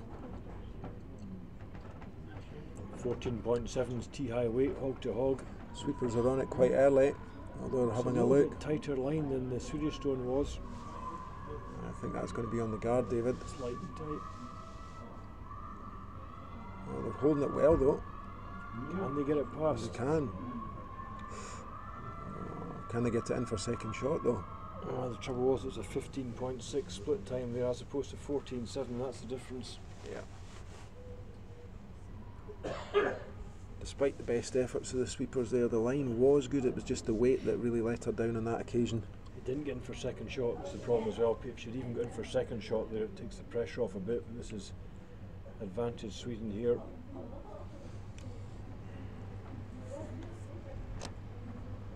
The Swedish team discussing where the best position is to put Isabella Wranå's first stone at this 6th end. They're already lying 2. What about the intern draw? Put round the intern draw just around there for Duval's brushes.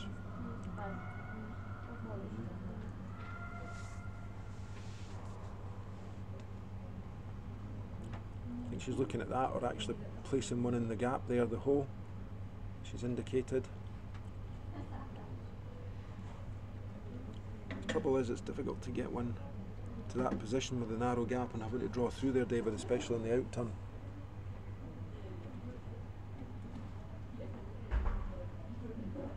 Yeah, that's exactly right, Pete. It's the amount of curl and ice that's getting the angles right.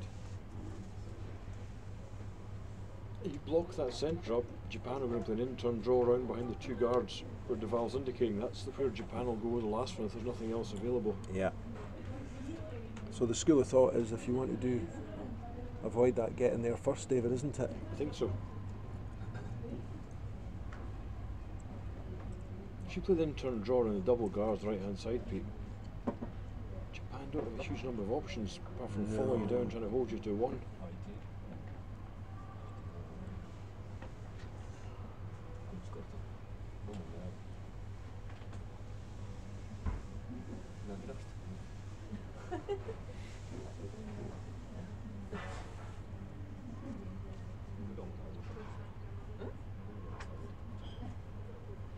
I think the consensus is they're heading to this in-turn side now. Yeah. As we thought. So just looking to play an in-turn draw. Not taking a lot of ice there, Pete. Round the double guards and end up line 3. Look at Duval's brushes there. She's 4 or 5 centimetres in from the outside of the 12 foot. And you're trying to get around stones that are basically covering the edge of the 4 foot. That's not a lot of room to work with. Yeah. And a very good positive release. Isabella has a good positive handle, then watch the end of her delivery. Very, very similar to Anna Hasselberg's style.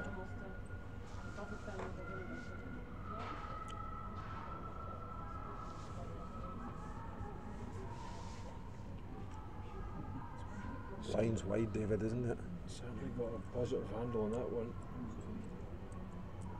Her weight's depends on the weight now. Has she got enough weight to finish it off? I think she's going to sit in the open and maybe give the Japanese a chance.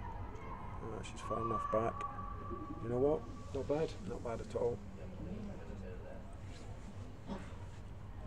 It just shows you that sometimes, you don't always have to be completely hidden to be have an effective shot. I mean, that's a nice position for Sweden. Japan can't use that to hit and roll in and lie shot.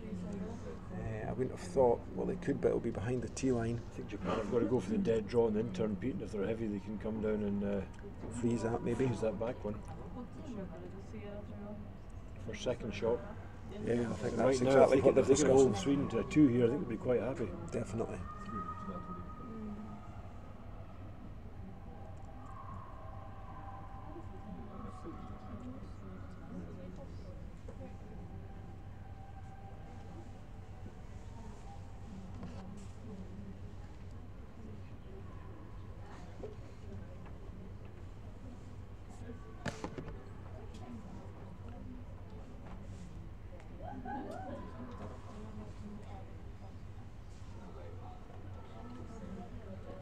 Funiyama and Yoshimura trying to work out the best way of getting out of this problem.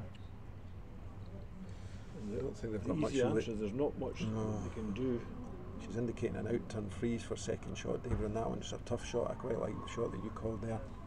I prefer the in-turn, Pete. If the worst comes worst, you tap it and flop in to lie second shot. Dead draw, you lie first shot.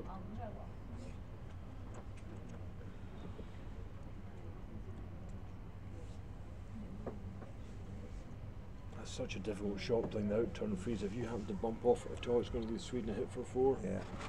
Of course, no time clocks here this weekend, David, so it's up to the umpires to make sure the girls are keeping the game moving, aren't they? What are you saying, we'll go for breakfast and come back and find? I think this is an in-turn draw all day long, Pete. You know, you come to that back one, you bump it back, you lie second shot. There you are, that's the shot there for you. Yoshimura doesn't seem to be too keen on that, but I think that's the shot. The thing is, David, she's playing a similar shot that she played at the last end, going away. She had 2 cracking in-turn draws down a similar type of line. I think weight should be similar down here, so this is again the key shot. The other option, Pete, is an in-turn half stone on the two frozen guards that will bring the back red in towards the button. True. Very difficult to make that. Yeah. This is the right call. If you get the weight right, you're going to be lying first shot covered. If you're a little bit heavy, you can go to the back one. Go to the back one then, yeah. It's looking like you're losing a 2. As you say, the situation just now is not looking that good for the team from Japan. So at the 6th end, we've got Sayaka Yoshimura's last stone, which is an in-turn draw, taking plenty ice. Japanese team have had really good control of draw weight for the majority of the game, trying to either lie 1 or make it difficult for Team Wranå to score 2 at this end. The line looks a little bit narrow to me, David, as she's let go once again. The sweepers working hard on it. And this time, Pete, that was tight away. Sweepers are working really hard to keep this straight. Has it got the line? She's got the line, she's got passed it anyway. She's got past. Where is it now? Is it going to bend enough to get on the inside of it? I think it is. Very good shot. Nice shot. Very good shot. Isabella just looking to see who's lying. Shot there. Just got a little check inside. That'll be just about fully hidden, David. Not quite, but nearly. Pretty much great sweeping there from the It was great sweeping. Japanese from the girls front to hold end. that straight. So Isabella looking at the angles on this, the front guards as well, isn't she? To see if she can drive it back and maybe pick that red out. Alternatively, it's a tap back. I think the tap back's the call, Pete. Tap back for 2 or more. Come down at hack weight. If you get the angle right, this is possible to score 4 here if she gets the, Yeah, the definitely. weight right.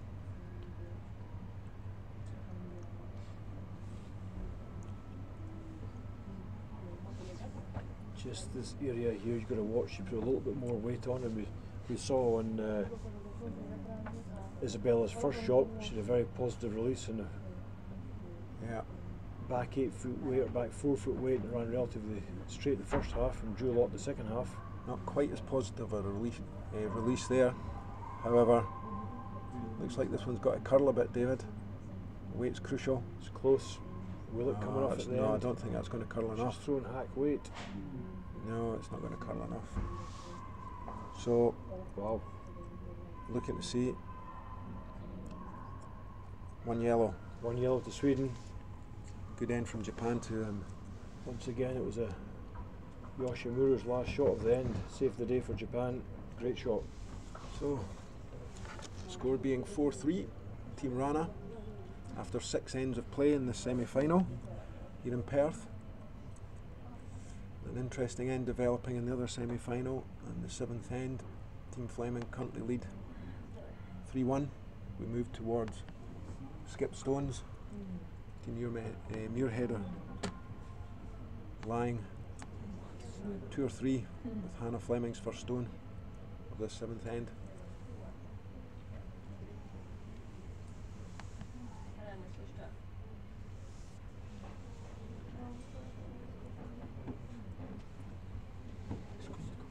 So with this game finally poised, David, with the Swedish team 1 in front, what sort of end do you expect them to call here in the 7th end with only 2 ends to go? Well, with the 5 rock rule, Pete, there's no way they can defend easily. They're going to have to keep attacking and throw centre guards up. Try and get the game drawn into the centre of the house, and likewise, I've no doubt Japan will go for that corner guard with their one.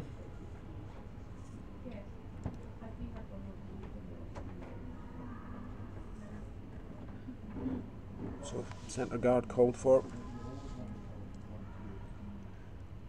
Team Wranå to start with, having to work hard to get that one over the hog line. Girls are still sweeping that really hard. It's not made it, so not the best of starts. Be disappointed with that, Pete.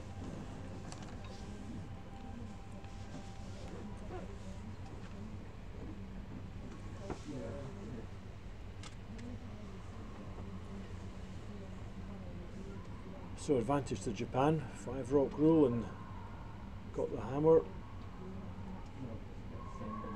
She indicated to go tee high there, Pete, perhaps trying to blank the end.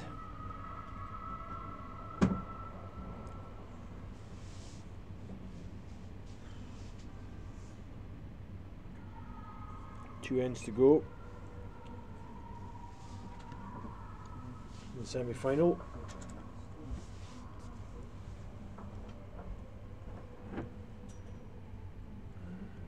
Cornered guards. I don't think that's what they were after. I think that's just a little bit light of the hand, but it's a good corner guard. It's in the right place. It's down tight to the 12 foot. And you never know, sometimes it's maybe not ideal, but it might be useful towards the end of this end. So really, if you're the team from Japan, you're looking to score 2 or 3 at this end, David. Absolutely. Are you happy enough with a blank? A blank, there would be 1 stone down, 1 shot down, playing the last end with the hammer, and as you said, with the 5 rock rule, gives you the opportunity to create 2 with good stone placement. Isabella and the team will be looking to either steal at this end or force Japan to take 1. Centre guard in play. Yoshimura calling for an in-turn draw from our lead player, Anna Omiya, who's played steadily throughout this game so far. Again, as we said earlier on, the front end of a good control of draw weight. Girls from the Swedish capital, Stockholm, have had a good game. They've played another solid game, made very few mistakes, a couple of half shots. Isabella's missed a couple of really tough pick outs for 3s or potentially a 4 the last end, but they weren't easy shots. No. That's a good draw to start off with again. Even though it slipped behind the 4 foot, it might be useful if the end develops. Gives Sweden a chance though to take control of the 4 foot circles. Just gone a little deep. He just changes the pressure altogether. They go that far in front of the button. They're looking really good. Second stones now. Almeida Deval. Been asked for an in-turn draw. Have to work hard Again, on this one. definitely going to work hard on this one. This looks like it's going to catch the guard. Just the weight, you see, look at this weight. It was never going to make the rings in the first place. And so a couple of slack shots early on from the Swedish girls definitely gives the advantage or the opportunity to take control to Team Japan. Similar sort of shot requested for Funayama, who probably of the 4 girls had the best control of draw weight throughout this game so far, David. Did really well. Did really well. This is an important one now, though. Going to be top of the 4 foot this time.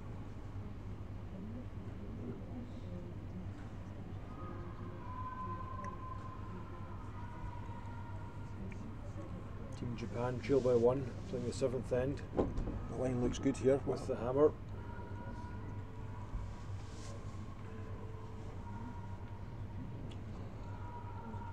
Need to curl a bit, Pete. It's sitting a little high just now.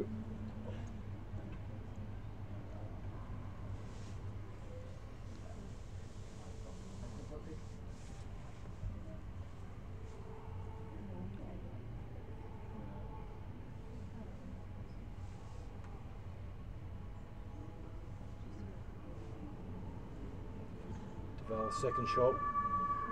On it straight away. Tight out of hand. Deval was tight with the last end as well. They're in turn. Gets past. Swept it well. Gets the one. Holds it. That's a good shot. But it's left the angle on to raise up that one next time. Same shot again requested though from Team Japan. This in-turn draw to the top of the 4 foot. Try and get hidden behind these 2 yellow guards.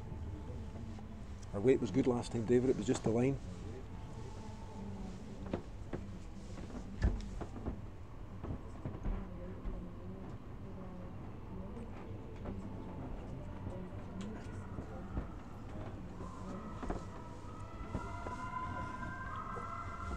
Japan trying to get a little better line this time. We need the line's wide again this time.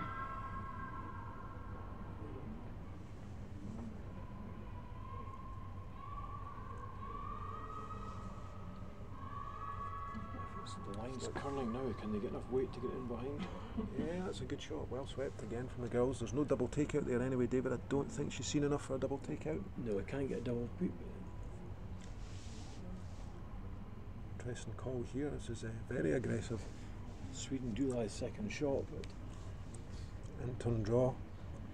And the 3rd stones now. This doesn't have to be perfect, Peter. As long as she gets past the red one, yep, and sits in front, she'll have both sides covered then, the right and the left.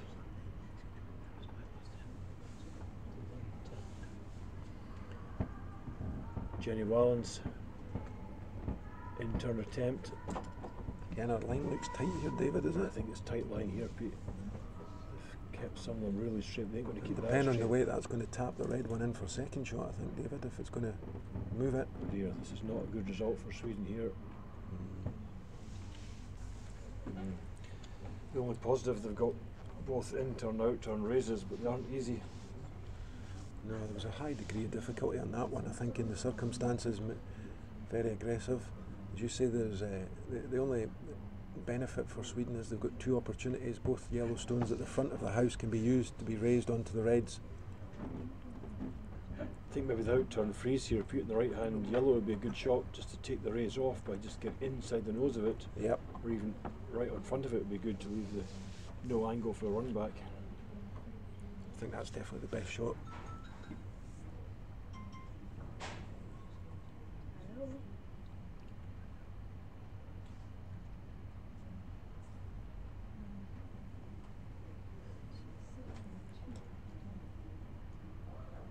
I don't like that in-turn draw round, Pete. You're just lining up run backs and doubles that way. Yeah, if you're playing the in-turn draw around the yellows, you're just creating more opportunity for the yellows to be driven into the reds, David.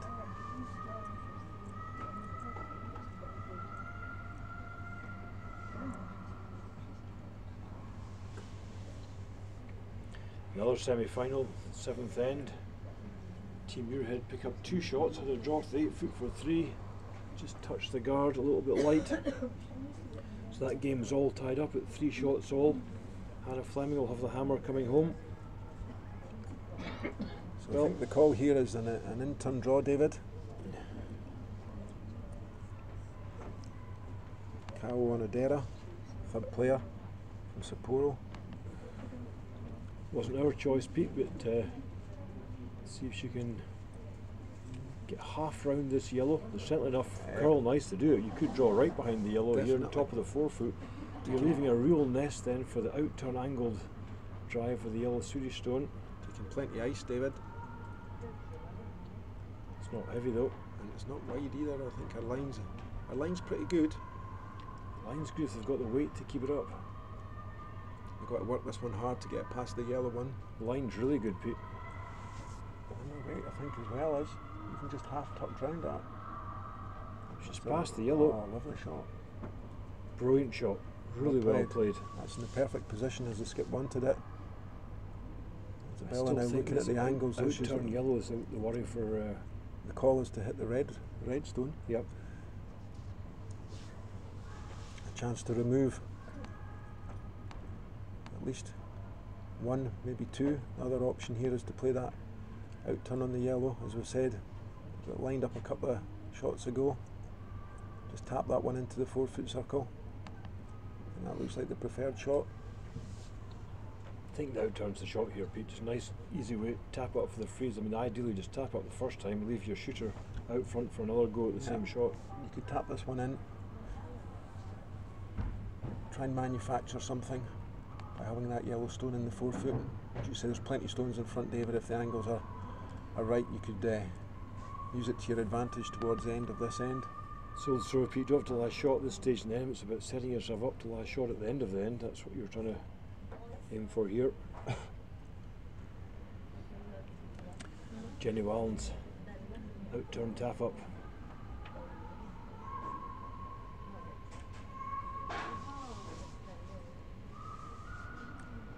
Again, line looks narrow, doesn't it? It's going to end up hitting the front one, David. Where's the shooter going to roll to? Well, it's not rolled to a kind position on this left-hand side, so that's not what she was after. A Really, real opportunity here for. That's the right call here. Now remove that yellow one and roll in. Like 4 stones, and the angles, depending on where the shooter rolls to, could be really, really good for the Japanese team here. So yeah, that was a poor shot from Jenny. Really, she had to be out to that one. She was a long way from the target. Yeah, she's played well this game, but that's two really slack shots at the 7th end. Presents the Japanese team with a real opportunity to score a big end at the 7th end. Just playing a barrier weight here, Pete. Wants to hit the yellow on the inside of the centre. The stone to check in the weight. Move that yellow counter, as you say, and check in.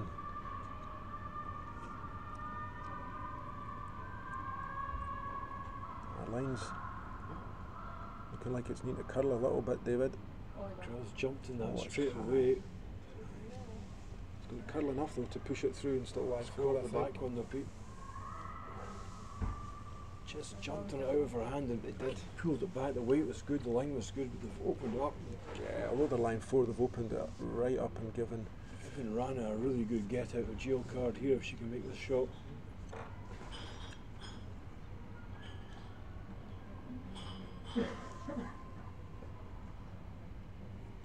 That's unfortunate. It was a good, well thrown shot. The super jumped in it. Yeah. Didn't give it a chance early on.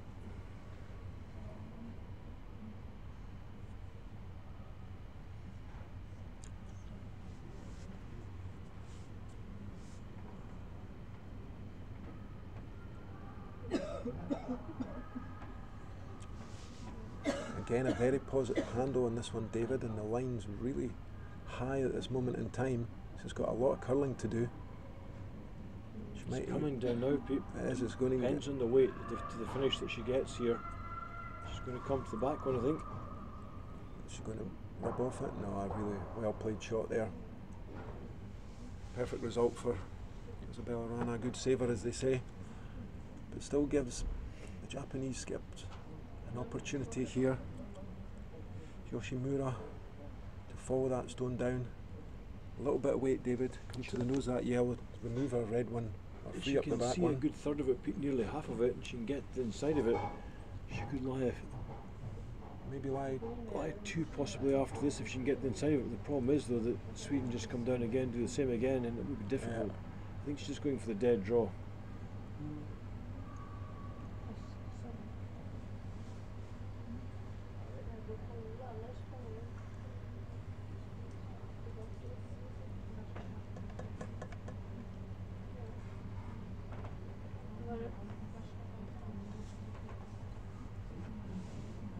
tough shot. Weight's crucial, Pete. Underthrow this and it will draw a long way. Definitely. Overthrow it and it hangs up for a long time. We saw Isabella's one was basically tee high, unswept. So we're looking about 14.5, 14.6 for this, David? Absolutely, yep.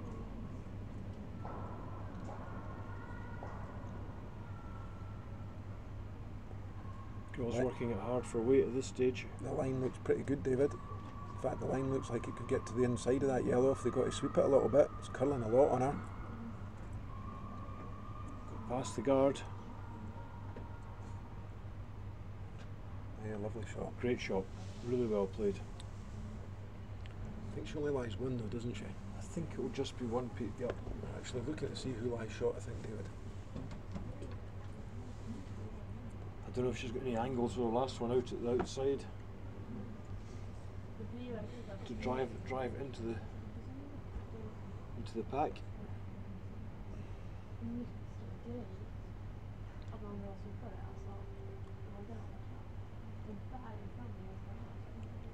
Yeah, I think red definitely lie one, Pete. It's just a case of who lies second shot.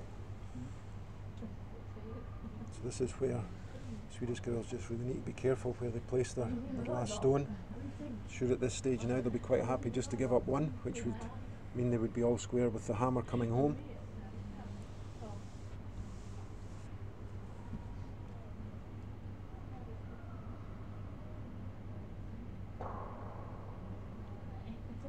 Been a well played game though, Pete. Both teams have played some really good shots.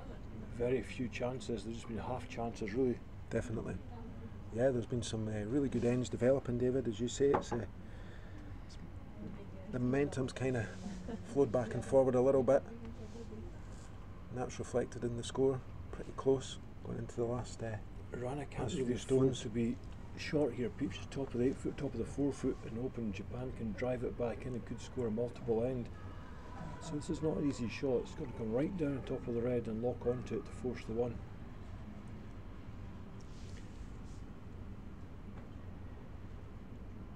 The other thing is, David, she doesn't want to be too heavy and even disrupt that a little bit, because it would free maybe the middle yellow one that's sitting in there.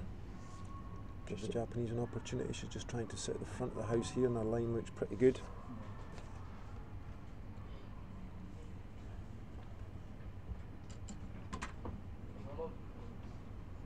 It's just curled enough, I think, David, Just hasn't curled it? enough to prevent the one back, possibly, Pete, but it's hard to tell. Good shot. Couldn't cover everything. Yeah, it's difficult to see what options are here for Japan to score more than one, isn't it? I just wonder if you could run that yellow stone back that's just played, hit it right in the nose, drive the yellow onto red that shot possibly won't. Across the top? Yep, no, I think the other way, Pete, just straight back. Okay. It's the yellow in the back that you wonder where it's going to go. It's just, I think it's going nowhere. yeah, I think that's.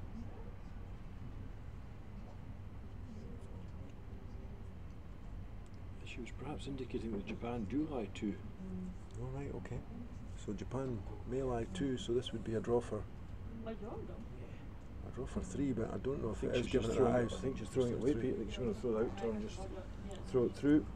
And take the 2.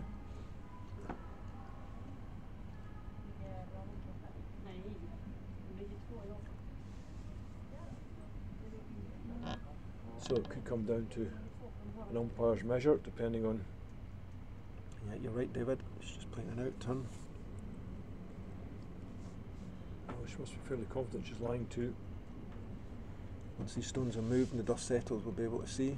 Oh, yep, we're heading for a measure. for second shot. So it's 1 for Japan guaranteed. They'll be measuring for second shot. So as it stands, it's 4-4. If the Japanese get the measure this end, they'll go into a one-shot lead coming home. Huge difference being level without or one down without. Yeah. One up without, sorry.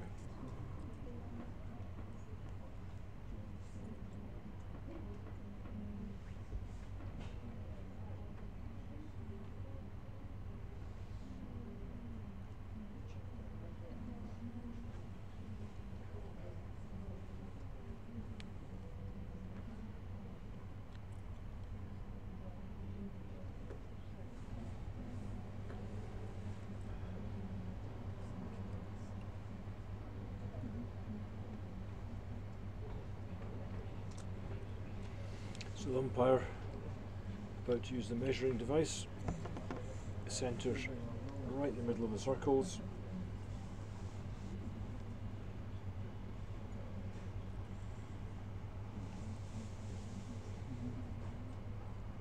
As I say, a very important measure as the game stands just now. It's 4-all. It will remain 4-all if the yellow lies shot, and it will go to 5-4 to Ogasawara if the red lies shot.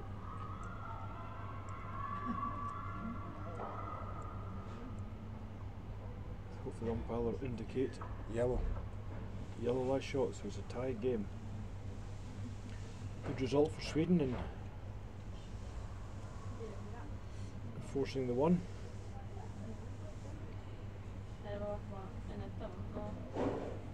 So yeah, you're right, it's been a good game so far, David. So we're tied up 4-4, playing the 8th end here in the semi-final. City of Perth Ladies International 2018. And what we'll see here is the team from Japan trying to place their guards in the best position possible to take advantage, to try and give them sufficient cover to try and steal one. And on the flip side of that, the team from Sweden, Wranå, trying to keep it as clear as possible to give their skip Isabella straightforward a shot to score one at the 8th end. As the saying goes, Pete, Japan can afford to go all in here. It doesn't matter. Meanwhile, another semi-final, we're down to the final stone of the game.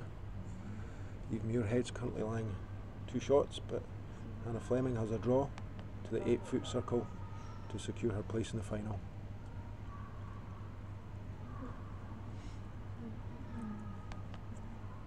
It's a good start from the Japanese.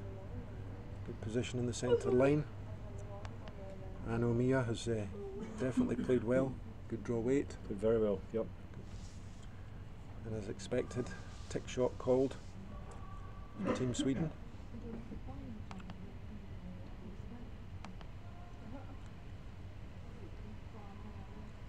Couldn't get two closer games, Pete. No, you're right, David. Down to the last stone in one, and we're tied coming home in another semi-final. Sometimes the way in the semi-finals, David, isn't it? You see big competitions, you get some really tight, exciting games. Hannah Fleming playing her in-turn draw. Girls just Looks like it's got plenty of weight. making sure that it's coming into the 8-foot. Yeah, no problem at all. It's a good draw shot. T-line. So Hannah Fleming takes the victory over Eve Muirhead. 4 shots to 3 and moves to the final.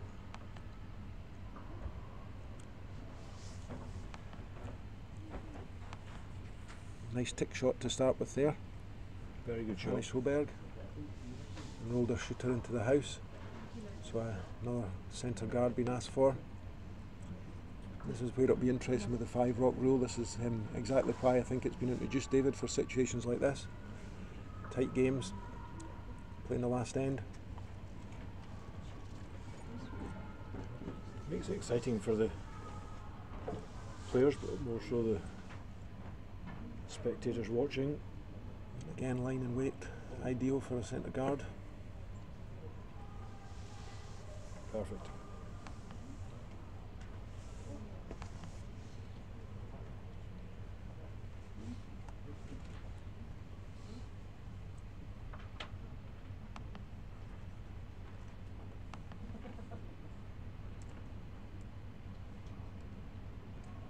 Another tick shot being asked for. A little bit heavier this time. The first stone, it's not going to curl as much, although she's going to get a piece, but probably not enough of that red one. Still not bad though, Pete. It's moved it off the centre line.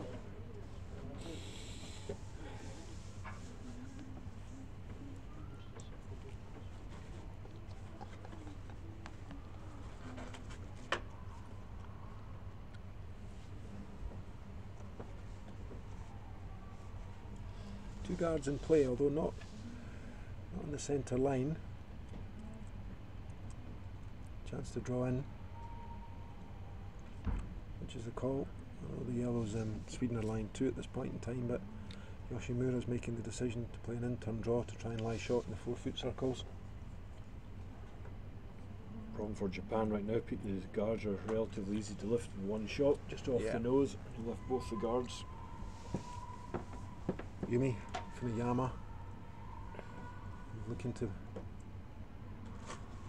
get a bit of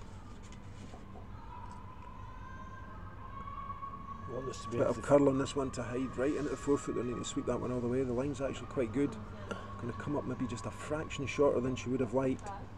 Yeah, she wanted to lie short there, that's for certain. Now this is the chance that Sweden are going to go for the single peel. Yeah, as you said, the guards are lined up for the double peel, David, if she chose to play that shot. However, I think the safer option for her here is to remove one guard that's guarding the shot stone.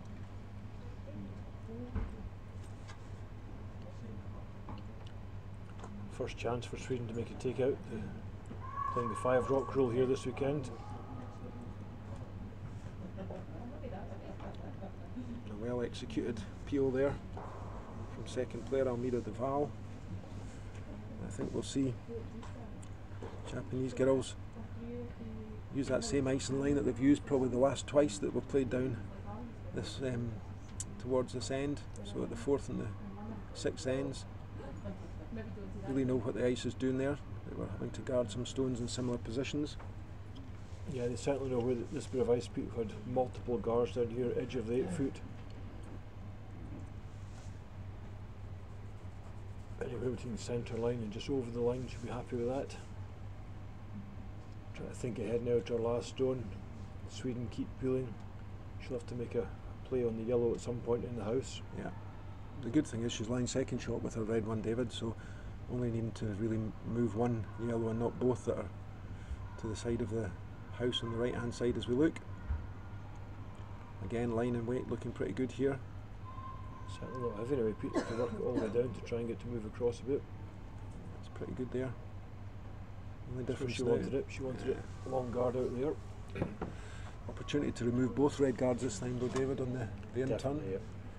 In fact, if the stone struck at probably the same position as she did with her last one, that would be sufficient to remove both these reds and roll her shooter as well.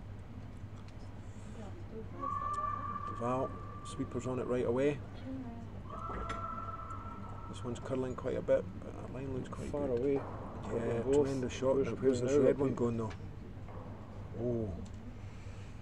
A little fortuitous there, because that actually could have been worse for Sweden if it had locked onto the other yellow one. Yeah. Still, it gives just Japan another red in the house, which they could use to their advantage if they're putting some pressure on Wranå with her last stone. Another guard called for. Good double by Deval. Opened the front up, and that was the important thing. Anything that happened behind that was secondary, really. Again, I think they need to sweep this one again for weight. Line's good, but the weight's looking light. Over the hog line. Really going to have to work to get this one over the hog line. Really going to have to work hard. To over the line to give them a chance. Is it going to make it? Oh, some tremendous sweeping from the girls there. Exceptionally well swept there. Yeah, they have worked hard and swept really hard from first end to last. Funuyama, please, her teammates were there to help her out on that one.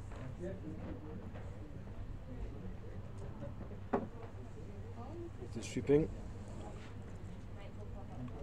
But with the guard being that long, I think the dilemma here for Isabella Wranå is, does she play a quieter weight to try and move one of the reds, that one at the top of the 8-foot, or does she peel the guard? Made the decision just to peel the guard. I think it's the correct decision in these circumstances. Yep, definitely. On the third stones now.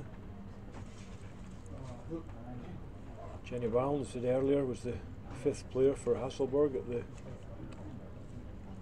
gold medalist from the Olympic Games and silver medalist from the World Championship. An incredible month of curling for them.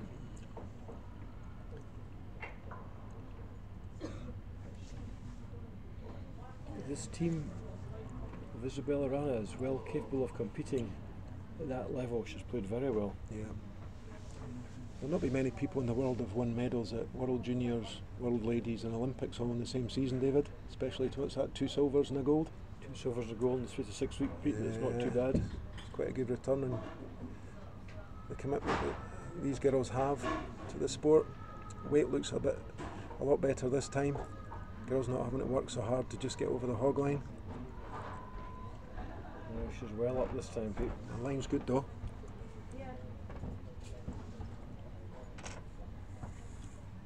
Good shot.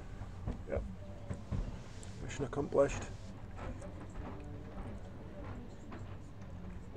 So Wranå's got to start thinking ahead now. Only three Swedish stones to come and 2 Japanese stones to come. Be looking for Jenny to play the run back. This red guard and try and pick out that other red at the top of the 8 foot.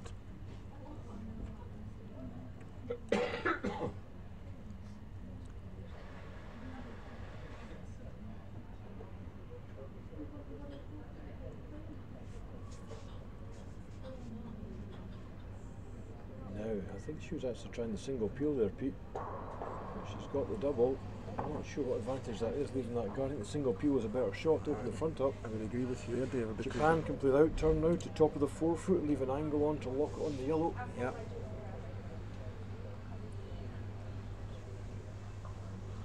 Nats, do you want a drink?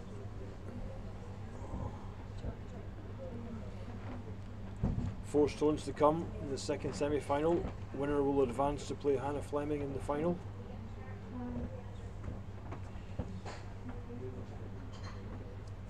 All to play for. We see Yoshimura make some great draws today. This is a key one. You can play the out-turn draw here. Top of the 4 foot, as we said before. You don't have to be particularly well hidden, it's just making sure you're half covered.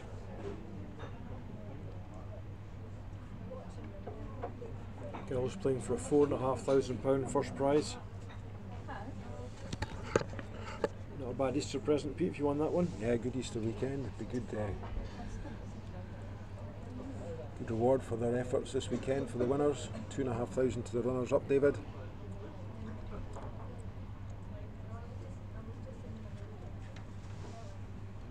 Prize money varies across the tour over the years, but if the girls have been playing quite a large number of tournaments and winning more than their fair share,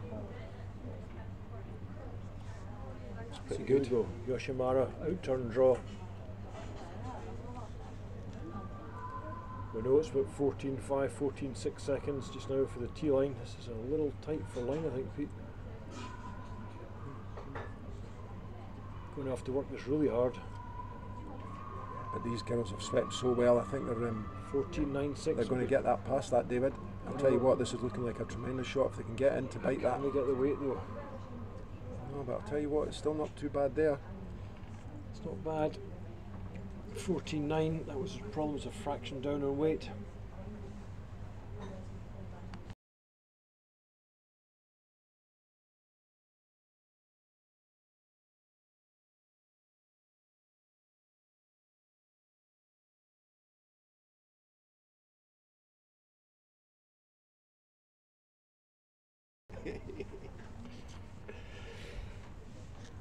So Sweden looking to play a straight run back here.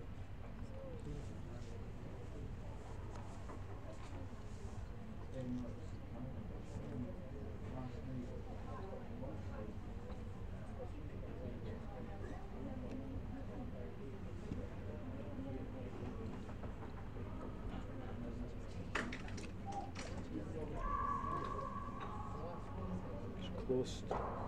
Ooh, good shot. Pulls it across. That's a great shot. Good result.